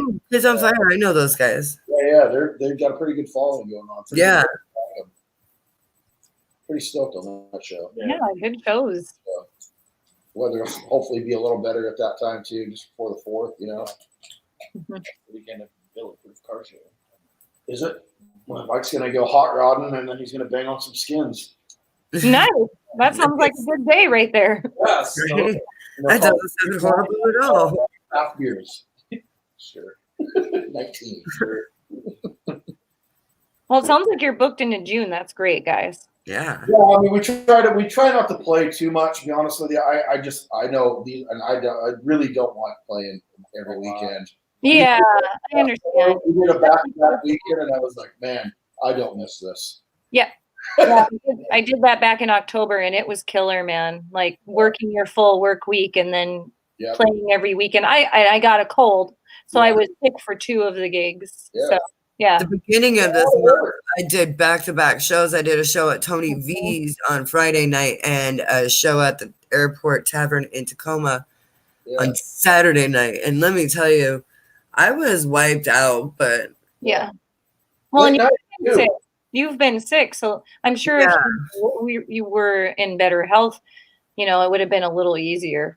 Yeah, that's if you go from like mostly having a day schedule and then you do that kind of stuff on weekends and too, like super late nights. Yeah, it is when you play. You can't just wind down, you know, like right. Sometimes I don't go to sleep till 4 or 5 in the morning after. exactly because you get home, you're like pumped, and you have to unload all your gear, and then you're still like going over the show, how it went in your head. Just trying to decompress a little bit. Yeah. It'd be different if we played stuff like Barry Manilow. We could probably go right to bed. Yeah. Do you think he gets all pumped up? Yeah, that show rocked. Sure. Yeah, we all do, right? That's the way we do it. Like, I guess, like every musician gets that rush, you know, that adrenaline. It's a high. Well, when you play more aggressive music, I mean, you're exerting yourself, you know, and it's kind of come down from that a little It bit. didn't have to be aggressive. Just anything good. Yeah, that's true. Yeah, that's enjoyable. true. Yeah. Speaking of the Airport Tavern, I'm going up there Friday night to go watch On Off play from Ireland. Nice. Oh, sweet. If you ever checked out On Off, I think they live stateside now, but they're from Ireland. They're a fantastic band. Ooh, I'm gonna have to totally check. I'm looking them up. Have you been to the Airport Tavern before? I have not, so I'm interested. You gotta see, like, where the stage is. The room is just really weird. Yeah. Like you're not. It's so weird. Like instead of like playing towards like the front of the building, you're actually playing towards like across the room. Yeah. I always feel like that sound is just gonna punch you right back in the face. But their sound guy's amazing. So and he makes it work really well. I'm looking forward to it. It's a fun venue. Lots of pinball, so bring quarters. Yeah, I've seen some pictures of the place. Yeah, it looks cool. Yeah, there's like 20 pinball machines. Oh, that sounds so fun. Oh man, they have Pinapalooza where it's nothing but pinball. Ooh. Yeah. Pinball tournaments. I'm like, ooh, I would dominate. I would lose in the first round. Whiff, done. Terrible at pinball. I'm pretty good. I love pinball, man. I should mention though before I forget too, we haven't set a date on it yet, but we are looking to hopefully get down to Bridge City and do a session with the guys down there, Nick Wilson and those guys down there. Oh, nice. Trying to get him to reply to an email. He must be a busy guy. Oh yeah, they're busy. The booking agents are busy right now, especially getting their summers all lined up and sending everybody their tickets to sell. And Yeah. And, if they're doing the festivals, then they're, tying all the loose ends up into pretty little bows. And And they do take their time, They do printing, and they do. I think they even do like Magnitude recorded their album down there, so they recorded an actual album down there too. So they're more than just that live venue, from what I can gather. Do you guys record? We did a early recording with a friend. Just some stuff out there, it probably would have been a little better to have a little more time with the songs under us a little bit, but we just, coming back after such a long break, the whole music landscape changed. Oh yeah, it has. It has. I realized it was like, man, you really got to get something recorded early and get it out there to get shows, Right. Which is so weird. Like it used to be not that way, Mm-hmm. Band for like a year or two and then you record, Right. Yeah. But no, we're hoping to maybe do some recording sometime here. We'll schedule gel together. So, what do you have on your Bandcamp site? Just a 3-track demo we did with Nick Matson. Matson Studio. Cool. Cool. What was the studio? N.A. Matson. Hybrid Audio, I think it's called. He has his label's called Rollback Records. Rollback Records. Okay, thank you. Yeah, we like to promote, recording artists and. Shout out to my good friend Nick too, because he did it for free for us as a. Oh, that is very sweet. He did. He put a lot of time into it for sure. It's a lot of work and a lot of time. That was very nice of him. Yeah, he's a solid guy. He's a coworker. I'm a casual longshoreman here in Aberdeen at Local 24. So he works for he's a longshoreman out of Port Gamble, and so he would come down and travel. Oh, okay. Port in Aberdeen, so I would get to work with him sometimes. We always have a good time. Sweet. Solid guy. Got any shout outs? I can shout out my buddies in one of my other bands, I guess, Jamie Atwood and Drew Funk in my other band, Whitewood Funk. We've been together for a long time, probably 15 years maybe? No, 10 years. Wow. Long standing. That's awesome. We played a lot of shows really early on, and then just haven't done anything for years. We get together for like 2 or 3 times. These guys are ridiculous, man. They will practice like maybe one time before. They haven't even played together in like 3 years, and they go play a whole set. And I'm like, are you kidding me? He's like, I was a little loose. I'm like, dude, that was freaking amazing, man. Wow. I thought it was awesome when they played. You've done that a few times, like over and over, to the point that it's just memory now. It's been the same songs for a long time. What was the band called again? Whitewood Funk. Yeah. Are you? Whitewood Funk. I like that. All one word. One word. Here you are. I found you. Whitewood Funk. There he is. I'm liking your funk. Did you have the beard in those photos? A little bit, yeah. Did you have the beard? The beard. But yeah, it's different. It's we've kind of gone through in that band at least several kind of phases throughout time. Just the sound really changed a lot over the years. We play a bunch of shows and then we'd not do anything for a while, a year maybe, and then we'd get back together and then we'd record a record or whatever. We just get together and do some stuff for. Oh, nice. That's the way they do it though these days. Yeah, it's fun. You get more shows, like you have more people, like you pretty much get almost sold out shows.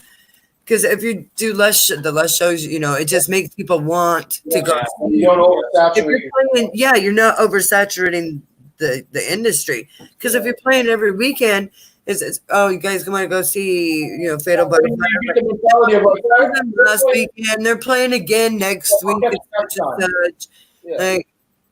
So Yeah, you can't oversaturate Mhm. the industry because Mhm. Keep it exciting. it's getting smaller and smaller. It is, yeah. Definitely. 20 years Just ago. because we're losing more and more venues. So That there's too. more and more bands, but there's less and less venues. So Dude, Well, exactly. notice is that there's no short of people in bands out there. I think it's pretty awesome. no. No, there's not any shortage of the musicians, that's for sure. That's why we want to build this community, and it's part of our mission statement to save music, because we're watching our venues go under, or venues are still open, they're just discontinuing the live music because of all sorts of different reasons. Well, I don't want to put the old fogey here, and I'm not trying to sound like one, but like, a lot of the younger generation is into like hip hop and stuff. I mean, that's all right. I think Well, it's but there's venues like still out there that do hip hop nights and Right. stuff. Like Yeah. The Crocodile's huge for hip hop. It's a huge hip hop venue, and and it's a shame because it's a bigger venue, and I really want to play the Crocodile one day, but I probably never have it because the genre of music I play. Yeah. So Now there's actually some local rappers in town that, from what I've heard on some Facebook videos, I mean, like they have skills. Right. you should check out the Villains. They're hip hop, but they're awesome. Well, and their world is shrinking now because They're of from Longview. the violence that has come, specifically to the Seattle area with shootings at clubs. Some clubs don't allow hip hop artists anymore, and it's not them. It's their not the artists. Right. It's Unfortunately, it's the one bad apple that ruins the whole bunch. Yep. Exactly. Only a small fraction of people that. So there's definitely an uptick in other genres like rock and but even at a metal or punk show, when you're in the pit, if somebody falls down, somebody's picking you up. Come back up. We're family every time. They don't do it violently. That's not what that's about. But yeah, I mean, at least I guess maybe we have manners. Some of the sweetest people are, the metal and punk. Oh yeah, it's true. It's true. I've said this before, man. Like bands, like I swear, there was a point in my life where 7 Seconds, that band saved my life. Wow. And yeah. I would say Avail is another band that saved my life. That's cool. 7 Seconds is badass. Yeah, and Avail too. Like I'm actually gonna go watch Avail at Punk Rock Bowling in Vegas in May. Wow. Dude, yeah, I saw Avail back in 2002 when they were on the Front Porch Stories tour. They played El Corazon. It was the day after Thanksgiving. It was like half packed. I walked right up to the front of the stage, lit Whomper's cigarette. He was like, "Oh, thanks." And they opened up with Deepwood, and Tim Berry jumped right off the stage and jumped right in my face and started singing. That's awesome. That's awesome. I got goosebumps. That's so cool. Yeah, that is the best live band I've ever seen in my life, dude. They're the whole their energy they put out is just unbelievable. Like the whole energy in the room, it's electric. Like you feel it, Yeah. Describe it.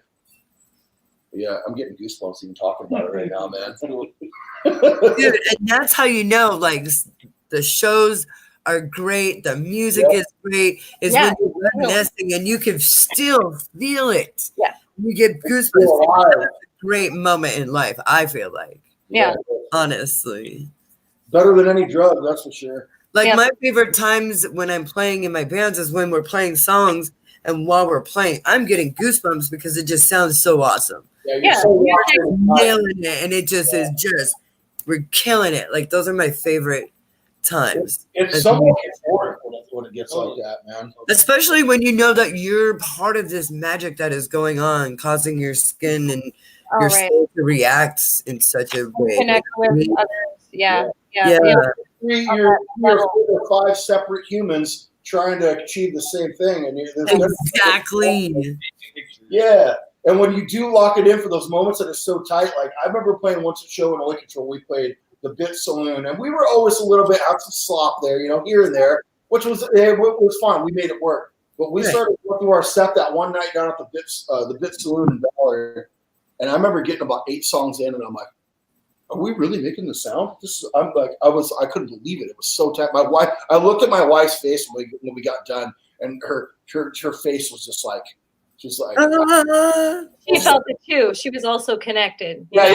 I was like, did it sound as good as it did to me? She's like, oh man, you have no idea. I was like, yeah, it was. That's awesome. That's the best, man. That's the best feeling when you're on that plane with others. It's the most beautiful universal language and way to communicate that humans have. I think really like music. When you can captivate people by it too, like everybody was. They weren't really moving around, but man, everybody was just captivated that night. It was really cool. That's awesome. Yeah, I've also been on the other end of some horrible train wrecks, though, too. The drummers have been completely hammered. We have one to do. Immediately, he's not even on the same planet. Brother, we've all had some disasters. We've all had those. That's why I play.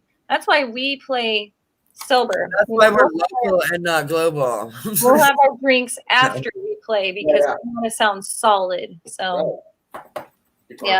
Smoking a little too much. It's too much of the cheech going on before the show. Guilty. Yeah. I did that one time years ago at the VFW hall out in Westport. I was probably like 19. And I got too darn cheech beforehand, and I just got totally lost. I just was. Sounds like a good start of a good story, though. I was just. Sometimes I'll just get lost in the drum beat, and then I'll come back and I'm like, "Oh, where am I?" That was pretty. Supposed to change here, like, oh, how many times did I do this? Because I'm just like, so bad I couldn't even. What's going on? Even plug the cord into the amp and then into the bass guitar. One cord, 2 plugs, and I was just sitting around like looking. You were like staring at it. Oh yeah, the guitar player was like, "Run!" One of these things is not like the other, I think. Yeah. So I was going to ask where, if you guys could play any venue, where would you want to play? Oh, anywhere? Anywhere. Oh man, Where'd you play?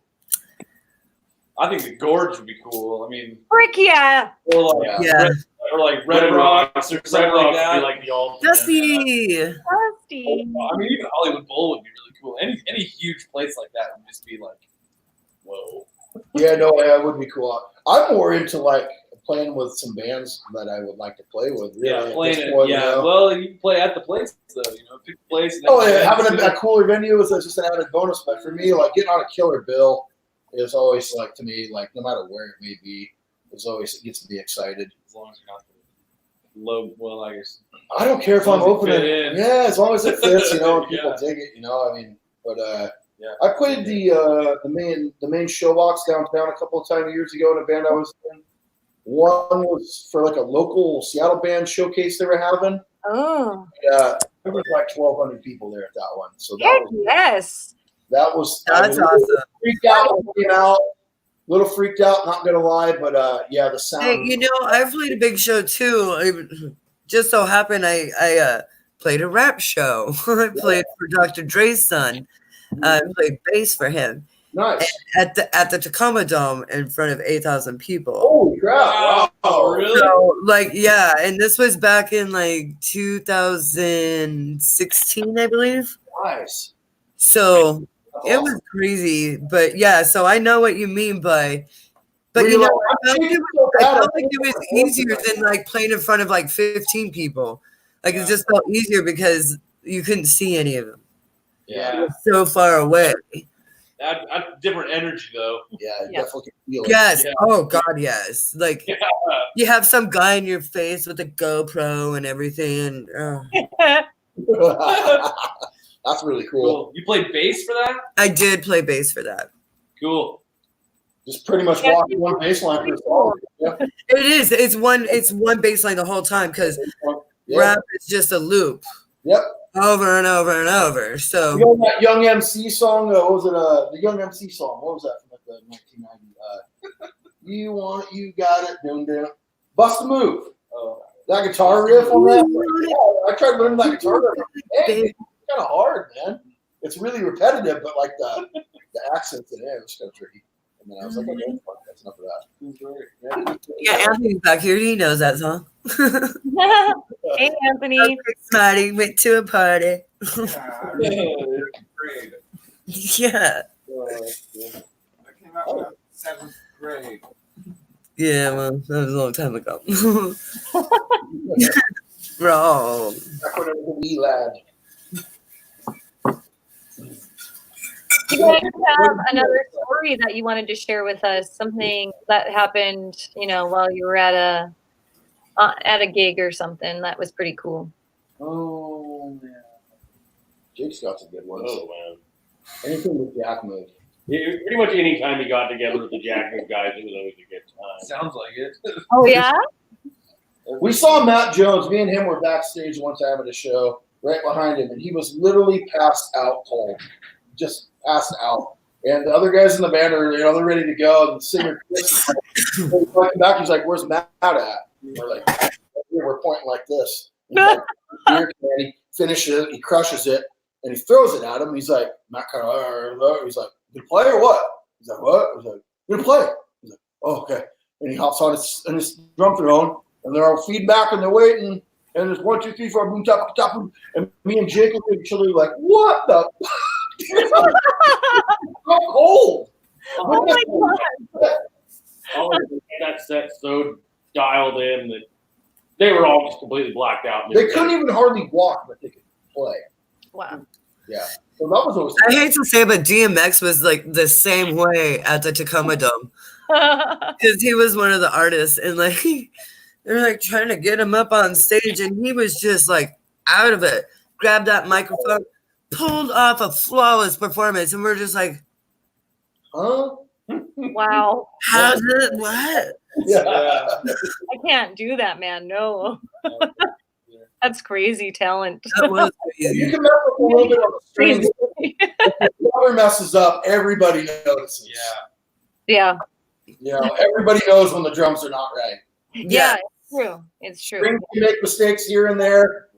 Yeah, but when the drums are messed up, everybody notices. When the drummer messes up, scowl at the bass player. Oh, yeah. Yeah. You played that line wrong. Sorry, Dick. Jake's like, I have no to scowl at, so I scowl at myself. I scowl at myself too, but just because it's no. sometimes the brain can outweigh the body. Dang it, We're used to the scowls and slashers. Oh, yeah. Like, hey, the solo break's only like 4 and it'll go 16. Yeah. My biggest problem is remembering how songs start. Yeah.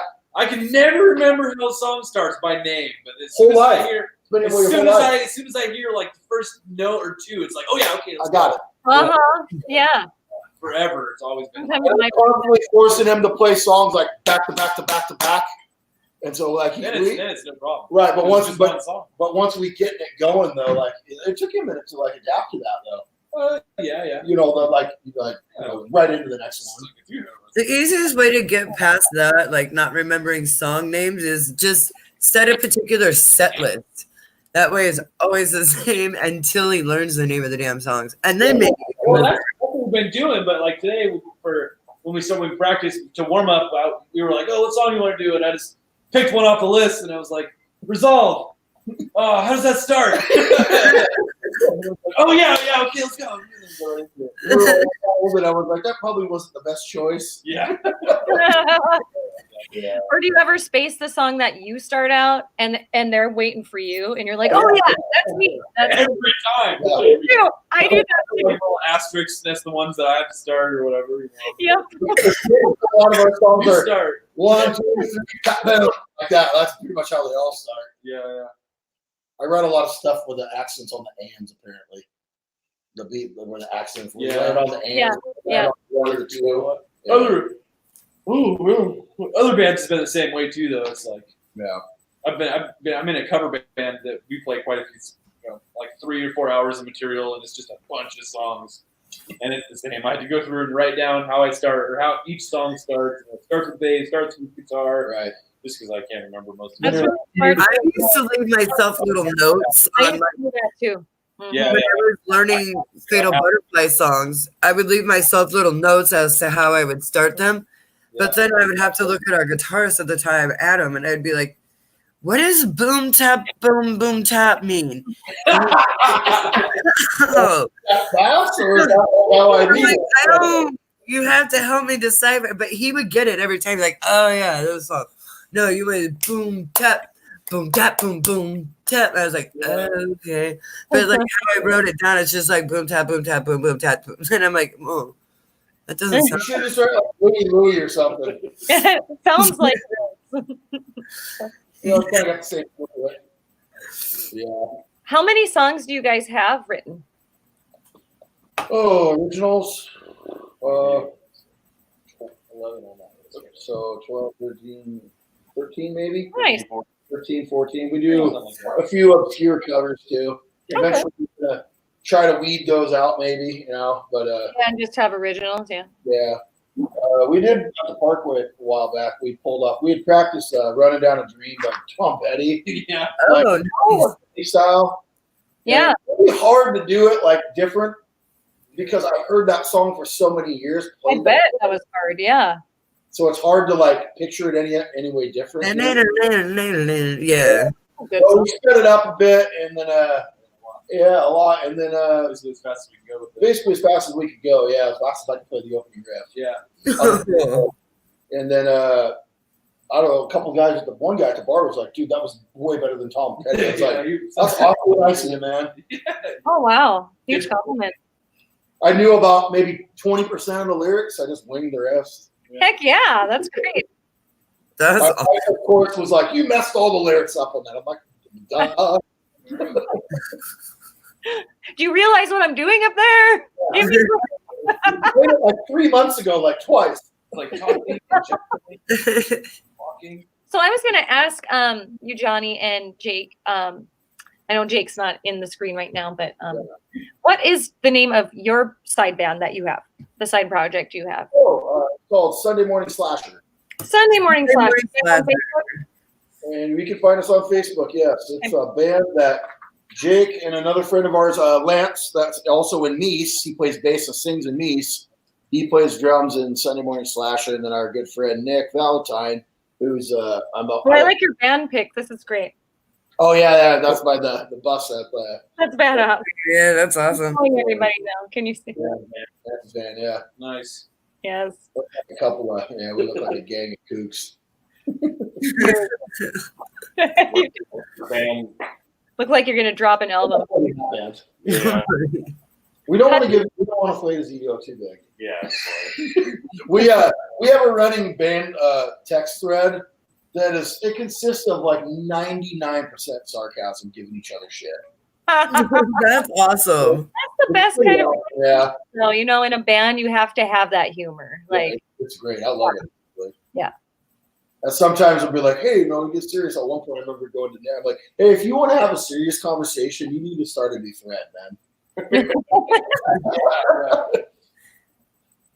Yeah, it's pretty funny stuff. that's awesome. So, I know what I was gonna say. I wanted to say things about I appreciate about playing about these guys that I appreciate. Aw.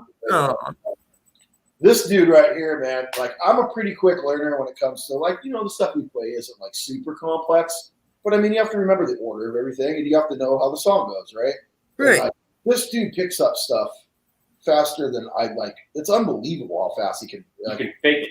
Well, yeah, you think it, though. You know what? No, you say that, but man, he picks stuff up really fast. If he doesn't go home and play these songs, he straight up admits it, and he comes back by after a couple of different weeks of running over new stuff. Like, he pretty much has it under his fingers, And That's awesome. This guy's like basically, he's like the drummer, like that saying, like you get a really good drummer in a band, he can make average musicians sound that much better. Yes. That's what that guy does for us. So Mm-hmm. Mm-hmm. yeah, it's just Oh, I can tell he's blushing. oh. Oh, I can't. He'll tell you all day that his chops are shit and he's terrible, but he's full of it though. Well, maybe not so, but you're no slouch, okay? Aw, that was so cool. It's that so was cool very to hear sweet. that. We got people comment at our shows after songs and be like, "Dude, your drummer's really good." I'm like, "I know, don't tell him. Don't tell him. I don't want him to leave." Don't build up his self-esteem. Break it down. Yeah, right. Play faster. Doing it wrong. Yeah, no, he's we work out. Sometimes me and him will get together. Sometimes to work out because sometimes it seems to be with some songs. I can sit down with Mike and just hash out parts, and he really break things down, and he'll make me analyze things which I never used to, Mm-hmm. So that's pretty cool. I like doing that sometimes, and then sometimes me and Jake get together and just work out songs, to have on our fingers. So we get together, okay, now we're ready to go. Yeah. To make use of time, because time we don't practice. We try to practice once a week, not necessarily every week. Yeah. So 2.5 hours once a week. You got to try to get as much work done in that time. Yeah. Yeah. Yeah. Especially with new material. Yep, that's true. Yeah. Yeah, it's Absolutely. I get that. I'm doing some new material, newish material. I've had the lyrics written for 3 years and then music for 2, but we just started recording and polishing it all up, so it will be new to our fans when we debut them. It's fairly old to you, but yeah, but I've got to train my brain to to play them like a machine, I'll say. Yeah. Well, the first original song we ever did was it was the music I wrote. Man, back in 2001, I think. Wow. Music in the song in 2001. Just had it around. Never, just always remembered it. And that was the first original one we ever did. It's called "Observations of Modern Man." Yeah. Observations of what? Modern Man. Modern Man. A modern man. I like I that. like that name. Yeah, it's cool. Yeah. And you do most of the singing, don't you, Maxine? Yes, I do. Oh, Yes. you play? Yeah. Yep, I sing and I play. And actually, Crash and I kind of met on a podcast, in a podcast chat room that we were Love story. and she found out that I play and sing at the same time, and she wanted to learn how to do that. So we connected. I met her in the city, and I started to, I guess, tell her a little bit about my journey with that. And she got a headset. I play with a headset so I can feel my drums, because when I had a standing microphone and I'd have to lean into it, I couldn't let go with the drums. I was very stiff. Yeah. And now with it on my face, rather, I can move around and feel. Play how you want to play. Yeah, it's a lot better. So I was glad that I was, well versed with that in order to pass that knowledge on to somebody. So yeah. And so now I sing a couple songs, and play drums. And she's so good. She's so good. Oh. You gotta find your comfort zone with it, I'm sure, if it's new to you. Oh yeah. No, I definitely push myself out of my comfort zone. Yeah, she called me shortly after, she tried it out and was just like, oh my gosh, this is so awesome, but it's so different. Yeah. And I understood. Yeah, I got it. Yeah, for sure. And early on in my career playing with bands, I minimal backup vocals is all I ever did. Mm-hmm. I was born a little tone deaf when it comes to vocally, Oh, okay. shouting and pitch, and I never, so I always did backups. And then it wasn't until I joined Oi Control with Sam and Chris, and we were playing straight, it was Oi punk. I mean, they were heavily into Oi. And so I was like, wow, whatever, let's play it. And I was like, what are you singing at that part? I was wanting to do some backups. He's like, I'm just yelling frenetic crap, I don't know. That's weird. If you feel like singing something, sing. Yeah. And I was like, oh, dude, I don't sing, And they were like, well, dude, we can't sing either, man, but go ahead. And they gave me the confidence to sing shit for a long time, And then by the end of that band, actually we had morphed quite a bit, and we tried to work on vocal harmonies and stuff, It was pretty cool. Ooh, I love that. They gave me the confidence to do it. Yes, that's sweet. That band is really awesome too.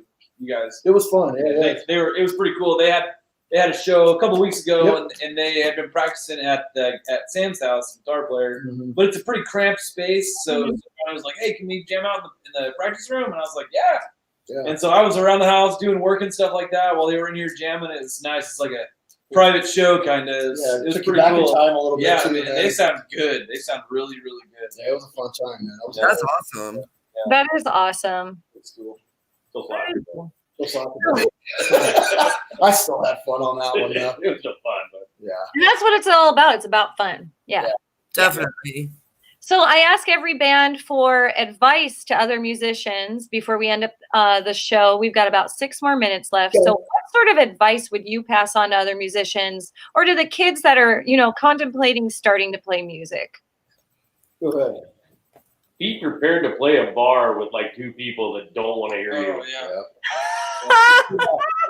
But still have the drive to bring it like it's a packed house. Yeah. I remember getting stuck playing Seattle on like Tuesday nights to like one guy at the bar who did not want to hear music. Yeah. You were an inconvenience to him. Yeah, we were just an inconvenience, but you still had to bring it. Oh. Keep your eyes on the prize. Okay. Yeah. What's good. But yeah, I say just play, play with whatever. If you don't have a band to play with, or if you don't have anybody, or whatever, you just throw some headphones on. As far as me being a drummer, it's like that's some of the times when I didn't have a band for a long time to play with, and that really helped me stay sharp with my chops and learn new things. I mean, I always really enjoy just throwing whatever. I mean, I'm sure everybody does it too, but throw some headphones on with whatever, a mix of whatever my music playlist is, and just play along with whatever's there and make it my own. But it's good practice and it's fun. Yeah, practice. If you're learning, especially if you're starting out, do that. Yeah. Do that. Learn as many like other people's songs as you can. A really, really good, fun way to just get your chops in. That's how you develop your writing style and stuff. Yeah, it is. Yeah. You You take bits and pieces from who you idealize in that. Yeah. And sometimes even blatantly rip them off too. Yep. I mean, not like full like note for note thing, but like right. I definitely wrote songs. I'm like, man, because I was listening to this band at this time. I'm like, I'll go through and I'm like, oh, that sounds a lot like it. It's like, oh, it's different enough, but man, you can tell what I was listening to. Well, I thought I came up with this awesome bass riff, and come to find out, I stole it from my boyfriend's new band. Yeah. Sweet. Yeah.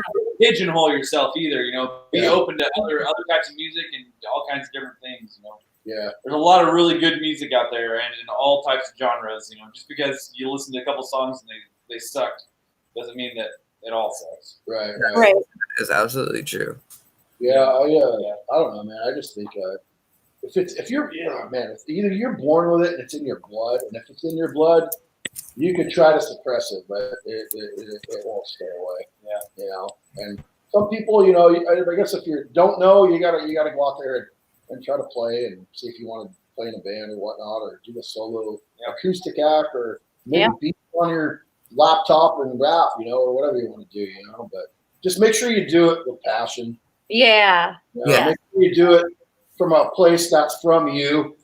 And, I mean, everybody says, oh, be original. It's like, you want to be somewhat original, but I mean, it's like, let's face it, there's only so much you can do with this, and in certain genres like what we play, I mean, there's a box that you pretty much are in. I mean, you can experiment a little, but if you go too far out of it, then you're not really playing that kind of music anymore. You know what I'm saying? Yeah, right. I kind of frustrates me. People are like, well, they're blah, blah, blah, blah, blah. And it's like, well, I mean, okay, this is, it's 90s skate punk, dude. Like, there's a formula for it, man. That's what it's up. If you want to listen to something different, it's out there.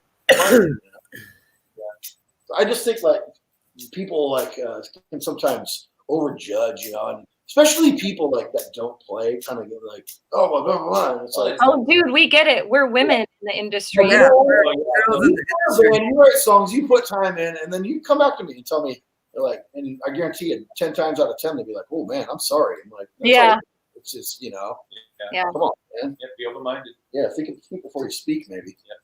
Yeah. Love thy neighbor. Be nice to everybody. Yeah. People be respectful until it's not warranted. Pay it forward. I mean, I always say, hey, be respectful until it's not warranted. And if it ain't warranted anymore, then come out of your life, man. It does get you really far in this anymore. Like, you can't be a dick anymore, man. I'm too old for that shit, man. I hear you. Yeah. You're in with bandmates, like, we'll joke every day. We're like, hey, I got to cancel tonight. I got this. I'm like, oh, man. It's like, man. Life. Yeah, life. We're not teenagers anymore with like no responsibility. Yeah, that's the one. That's the one challenging thing. If you are young, yep, play as much as you can right now, because the opportunities to practice with the people you want to play with become less and less and less and less. It's true. Yeah, but, you know what? Nice, you guys. That was awesome. Anything else you want to add? We're about done for tonight. So is there anything else you'd like to say before we sign off? Go see a local band. Go see a local band. Yeah, go to a show. Go to a local show. Yeah. Just Yes, invest in yes. And I look forward to meeting you guys in person. I will see you. Yes, for sure. We do. Oh, definitely. I got to come to one of your guys' shows for sure. And Thank you so much. Your guys as well. Yeah, thanks to you guys for being on the show. It was fun. Say hi to Gina for me, wait, please. Will do. Will do. I'll tell her. Thank you, ladies. Thank you. Thank you guys for being on the show today. Good time. All right, Maxine, you want to take us out? Absolutely.